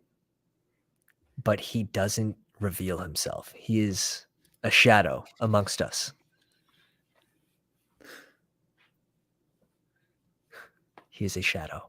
Show yourself. Comment. He's in every single draft. And there's no way, right? There's no way that he's not watching, because he would already be maxed out if he was drafting like this every single day, every single time we're on. He'd already be maxed out. It's a lot. There's a lot of drafts. Every single one. Every single one. This will be the 9th live stream, 8th or 9th live stream. And we've done 2 on each. So 16 drafts in a row. He's been in every single one. I'm waiting for him to comment. He's not gonna. He lives in the shadows. He's a ghost. He's fucking Batman. See his squad. Tyreek Hill, Jalen Hurts, Olave, Christian Kirk, Terry McLaurin, J.K. Dobbins, Quentin Johnson, Tyler Algier, Zach Charbonnet, Juju, Wandale. I like the Wandale pick. He has Jalen Hurts. He double taps tight end here. Greg Dulcich was a value, right? 143 seems. Yeah, it was 10, good 10 value picks. there. 10 And picks double is cool. tap the tight end. I like that. Yeah, I agree. Michael Mayer's the most overall solid tight end in this draft class. Good pass catcher, good blocker. So he's going to have a big role in whatever team he ends up on. That being said, the rookies they start slow. So it's good that he brought in Dulcich as well. You're looking for the upside for week 15, 16, 17. That's where all the money is. Out of these 12 teams, 3 will advance to week 15. At week 15, you're going to be grouped with 12 teams. 2 advance to week 16. Week 16, you're going to be grouped with 10 teams, and only 1 advances to week 17. That is going to leave 470 teams left battling for $200,000. Now, of course, there's minimum payouts, right? So a minimum payout of $13, and that is if you make it in the top 3. We had a 33% advance rate last year, and that was in 2 and 3 man advance rate. Yeah, so it's very nice. Very nice. We'd like to repeat that. Like to increase that. Hell yeah. Hell yeah.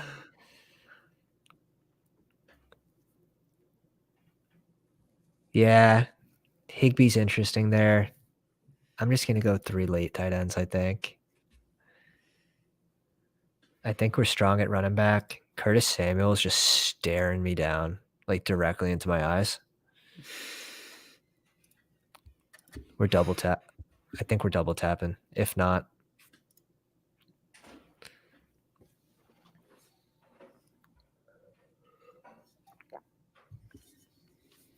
these 3 are my favorite in this range.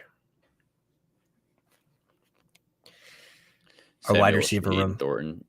Yeah. Yeah. I mean, 2 of those guys are burners, and obviously this is best ball format, so they're long touchdown guys that can go for those 70, 80-yard touchdowns any given week. Yeah, and you don't have to guess when to start them. They just automatically get plugged in. A lot more than people give him credit for. So I think out of the receivers that are there, he's probably the best one.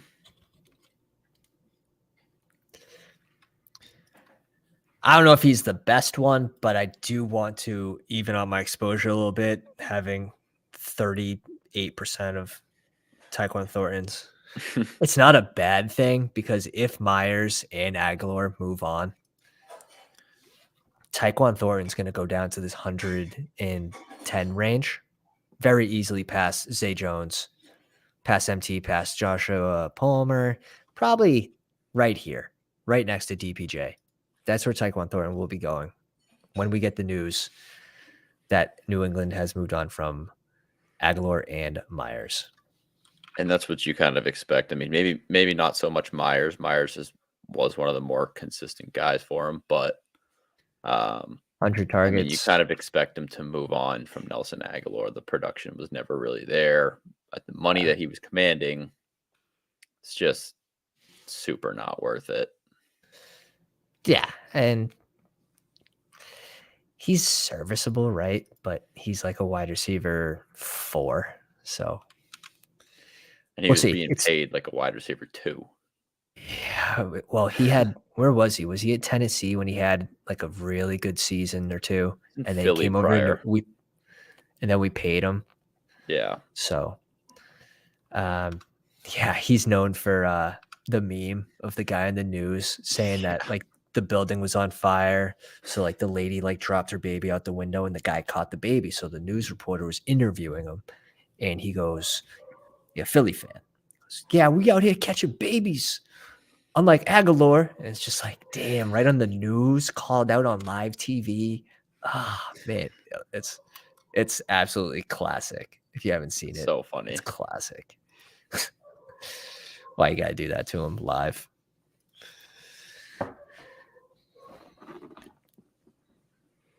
See what the board's looking like. My dog's going wild. Oh, I wonder why. It's the plows. It is snowing here in Massachusetts. I should have put on I was gonna put on my Hawaiian shirt, just pretend I was at the beach drafting.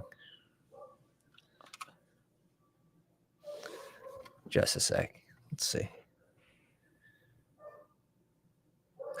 This is hysterical. Patriots are targeting a long snapper in the first round. Yep. And right now he's playing D2 football at a school that is made up of 506 people. D3 long snapper. That's where you No, rocks up the first round. They're gonna trade their first round pick back for a 6th round pick and then draft it. it's for 15 picks.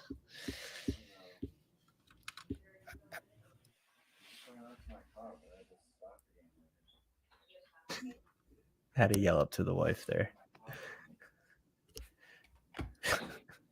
It's just unbelievable. I do think that the Patriots will, if they do move on from Myers and they move on from Aguilar, like they're gonna have to touch at receiver.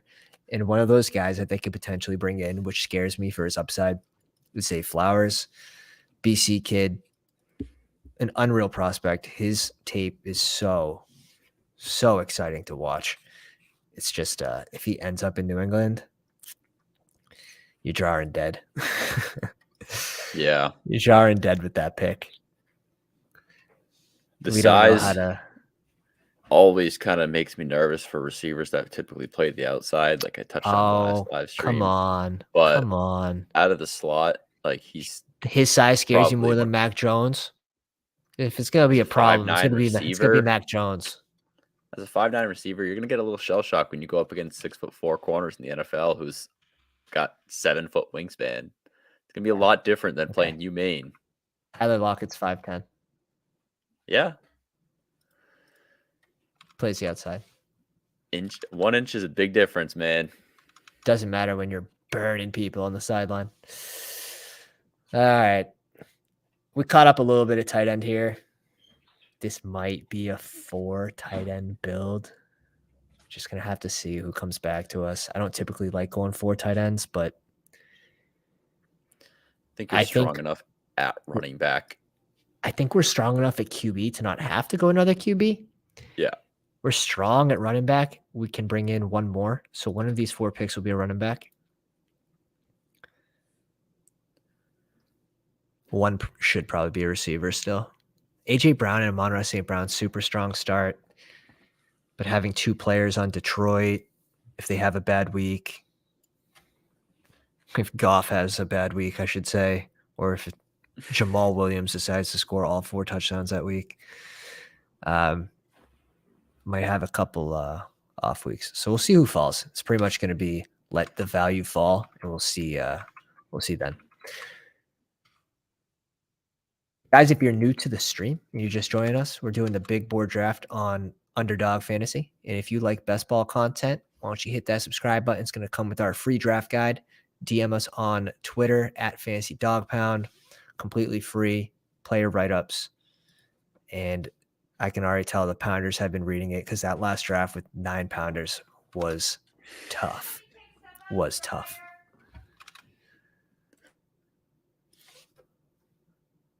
Your mom telling you to do your laundry. Do your laundry, Tyler, for Christ's sake.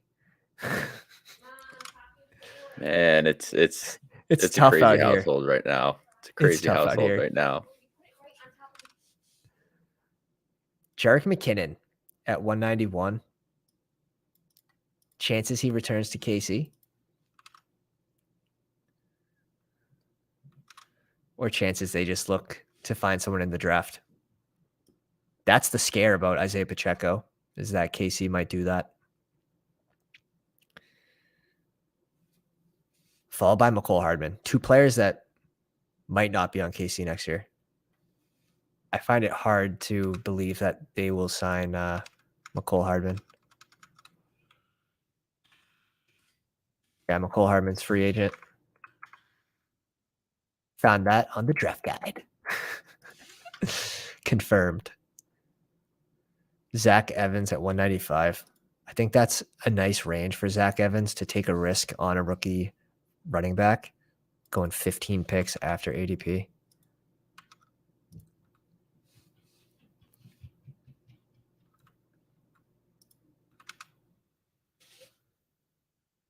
See what surplus of cash does. Put your $10 in the bucket, buddy. Kendra Miller's a good pick. He's going to be someone that we were looking at on the way back around if he fell. He was someone that we drafted a lot of in the 220s, though, early into the season. So 20% draft capital on him. I have been getting less shares as of late, just due to where we were getting him early.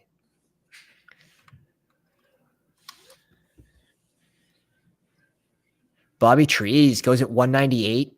He has been freed from Tennessee. I think that's a good thing for his fantasy football upside because he can be a serviceable wide receiver 3 probably elsewhere.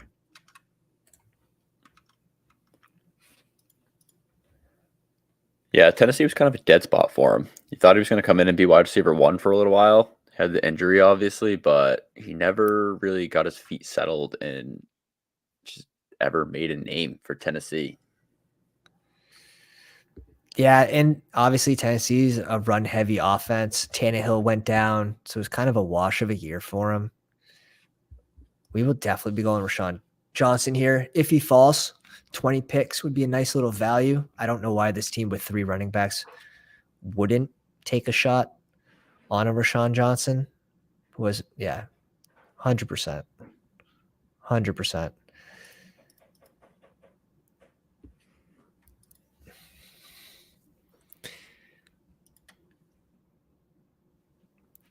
I really want Jelani Woods. So we're going to go Jelani Woods first, and I'll be okay with a couple of these running backs. Yeah, because I think you're sure enough at running back where this 5th one is typically going to be the outlier on the team anyways. So, Do you like Jeff Wilson? I do. I think he came into the system. He played well. He fit well. I think they're still going to use a lot of the split running backs with Mostert and Wilson over there. Well, Mostert is a right? Mostert is a free agent. Unrestricted or either way, in Miami, if you're drafting Mostert and they're both there next year, give me the guy that's going later in ADP. Just based off what we saw last year. Get him 15 picks after ADP, so it's 16 picks. It's a value. I don't have a ton of Jeff Wilson, but it's kind of hard to argue at 206 against the Jeff Wilson, who should have a role in an offense, and where we were going to reach for a little bit of upside at running back. There's no guarantee that they end up with a role in their offense. So let's scale it back a little bit on the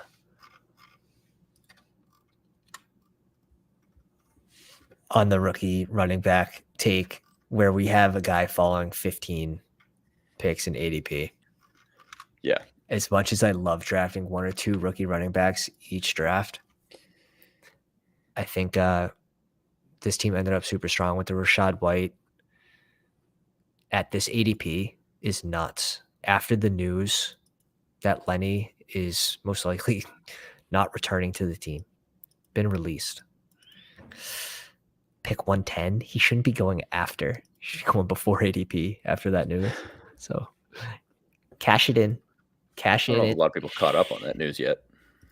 That's the best. So that's another huge aspect of best ball. When you've done so many drafts, you're now looking for little ways to get an advantage, right? If you can get an advantage 1% of the time, you're doing a good job. So drafting around news is very important. Something comes out on your phone, you're like, oh, wow, that's really going to affect that team or that player in a negative or positive light. It's nice to jump into a draft and someone that hasn't read that news is now drafting that player that should be going later. But they haven't read that negative news yet.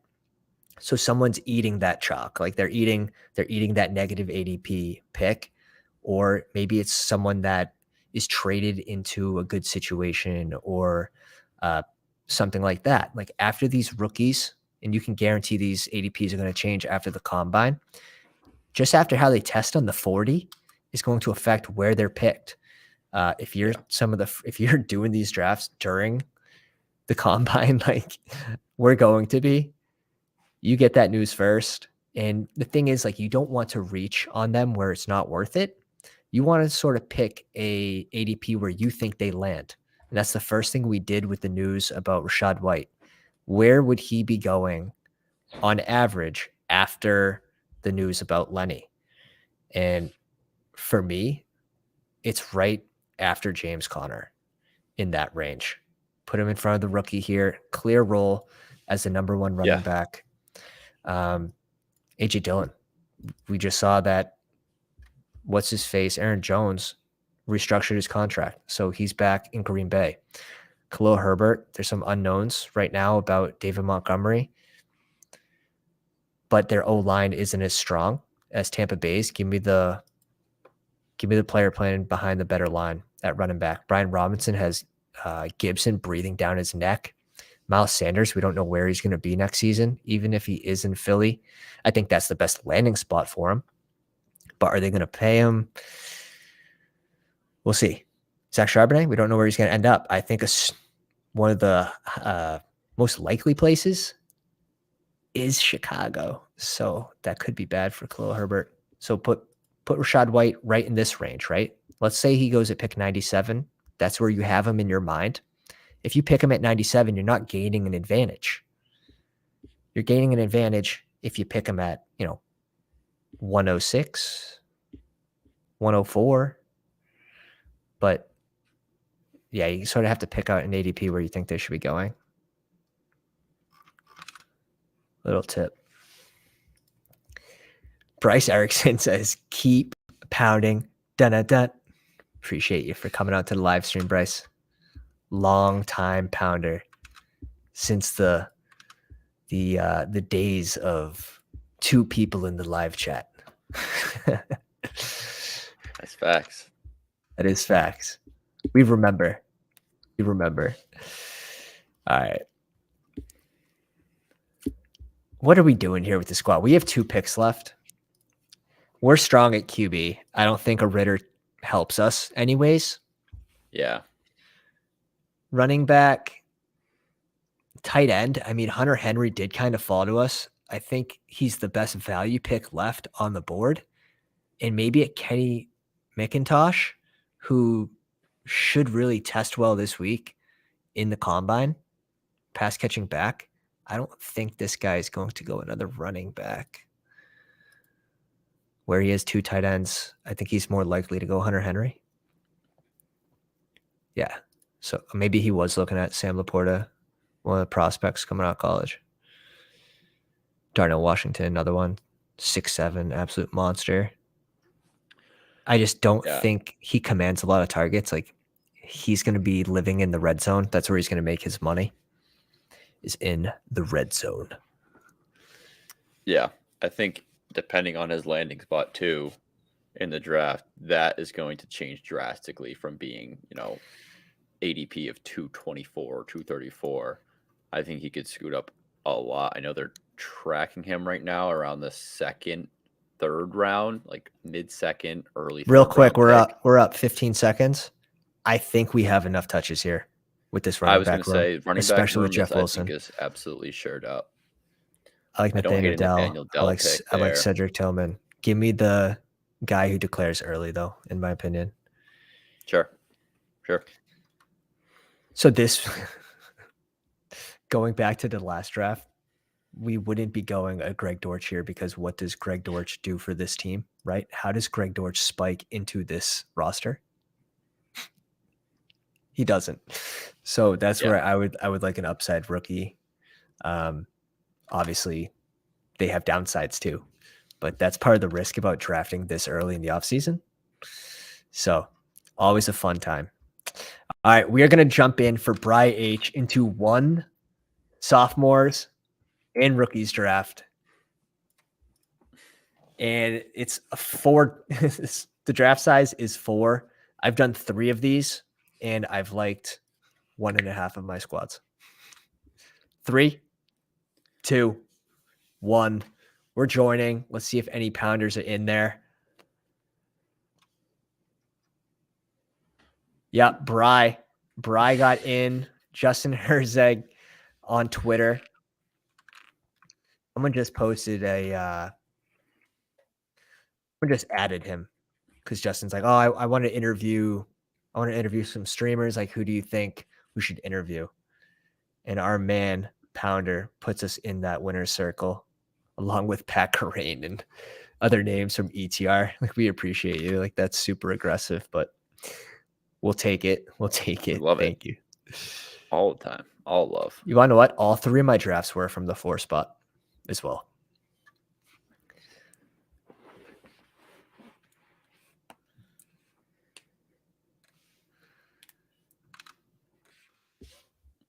So from my experience, these rookie QBs come off the board super early. Hey, Richardson's actually ranked now, which is funny. I think I got him in 2 out of the 3. He's going to have that rushing upside, potential to go to Indy. Yeah, I know there's been some rumors and stuff that I've seen that Indy might even trade up to 1 to grab him. I just got breaking news. James 85 Pamela on Twitter just followed us. I'm pretty sure it's a porn bot.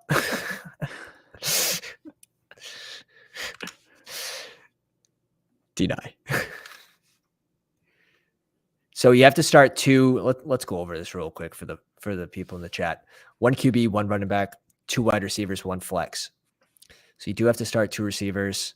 If we don't go Olave here, there's a good chance he double taps.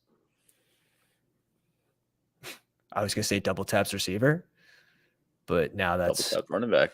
Now that's Fair. What we're gonna do.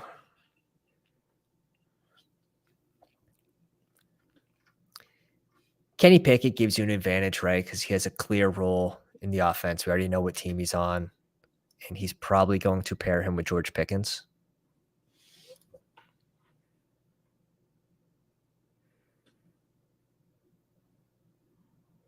Interesting. Doesn't pair him with George Pickens. Now, obviously, Drake London is supposed to have a better year, but I would probably rather have the correlation. I like Jahmyr Gibbs. I know you do, but this guy already has 2 running backs.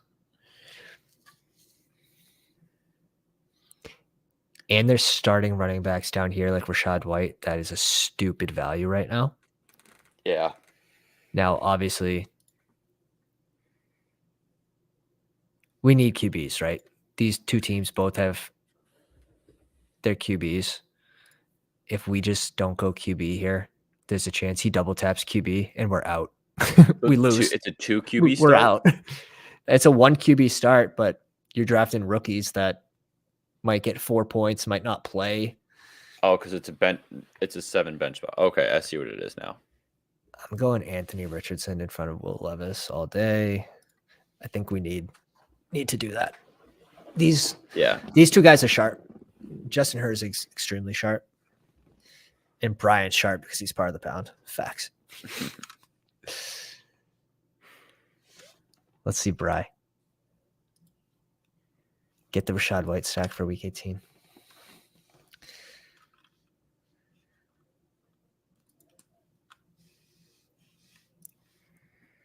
So, as we can see, again, he went QB, and a lot of these sharper people in this draft are going 3 QBs.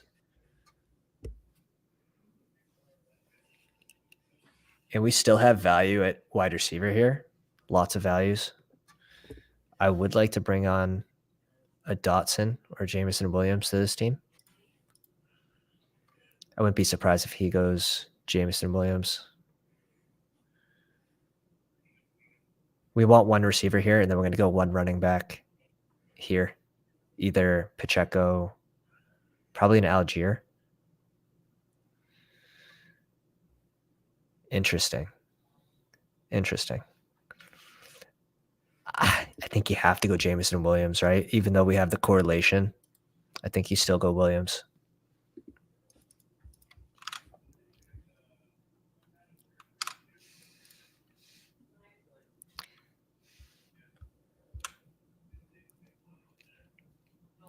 So Wentz not going to be in Washington next year. So Sam Howell, it's his job right now. We'll see. So it at least gives us one starter guaranteed. Anthony Richardson's going to be a little bit of a dart throw, but he has rushing upside.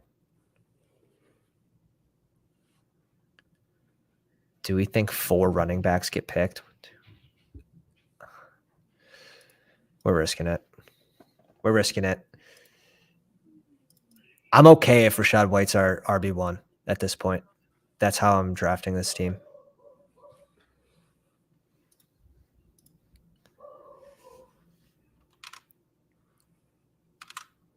We're galaxy branding right now.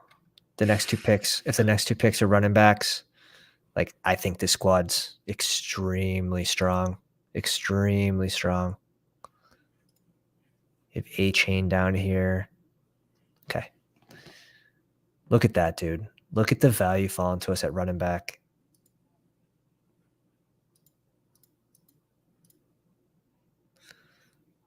I have White in front of both of these guys. So we're going to go White here. I do too. Obviously, with that news too, I think it's much more so. But even prior to that news, I have him over Cook and Robinson this year. Definitely. I think Robinson with Gibson breathing down his neck. Now Cook is interesting. I hope he falls back to us. Like I definitely want one of these 2 guys. Yeah. I think because Buffalo it's so could important. go out and... So important to get second-year guys in this too. Yeah. Like if you get all rookies and rookies start slow, like that puts you at a huge disadvantage. So I think we've actually done a real good job for not doing these a lot. This is our 4th rookies and sophomores draft ever. And I didn't do any last year. I just completely skipped it. But I also wasn't as involved in the rookie rankings as I was this year.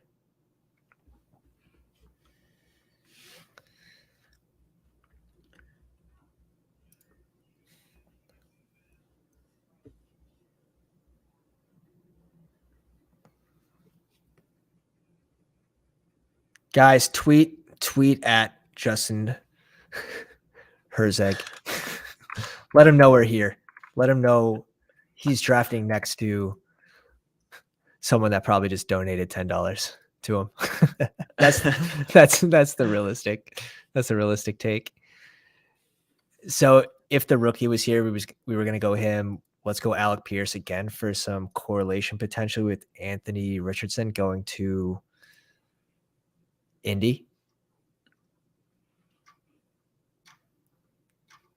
Are you gonna make me pick Zach Tucker? Like, do I have to?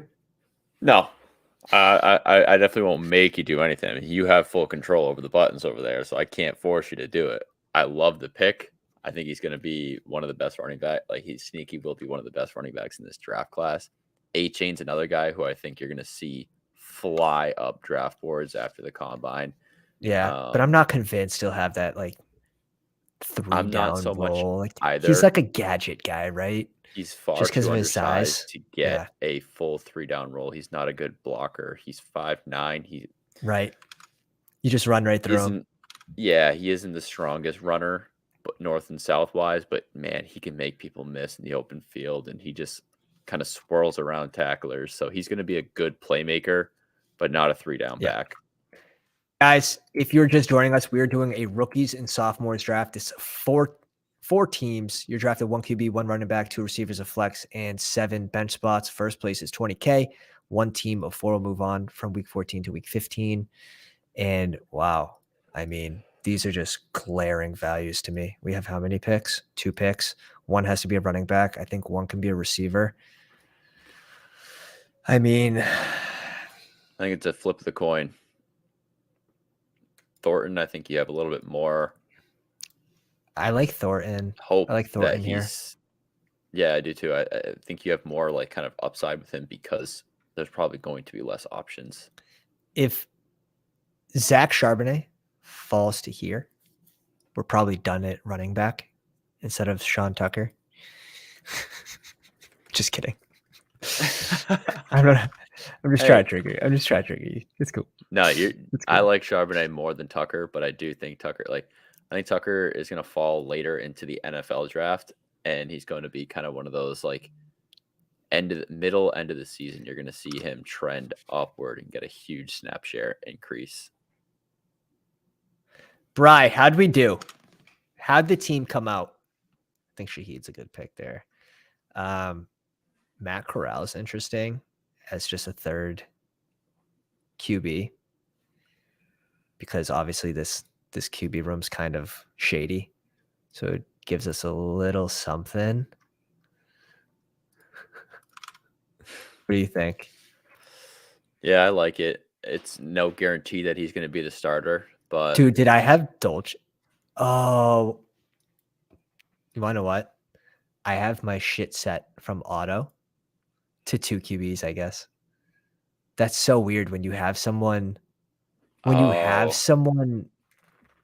know that. When you have someone marked in your, let me double check this. That's what just happened.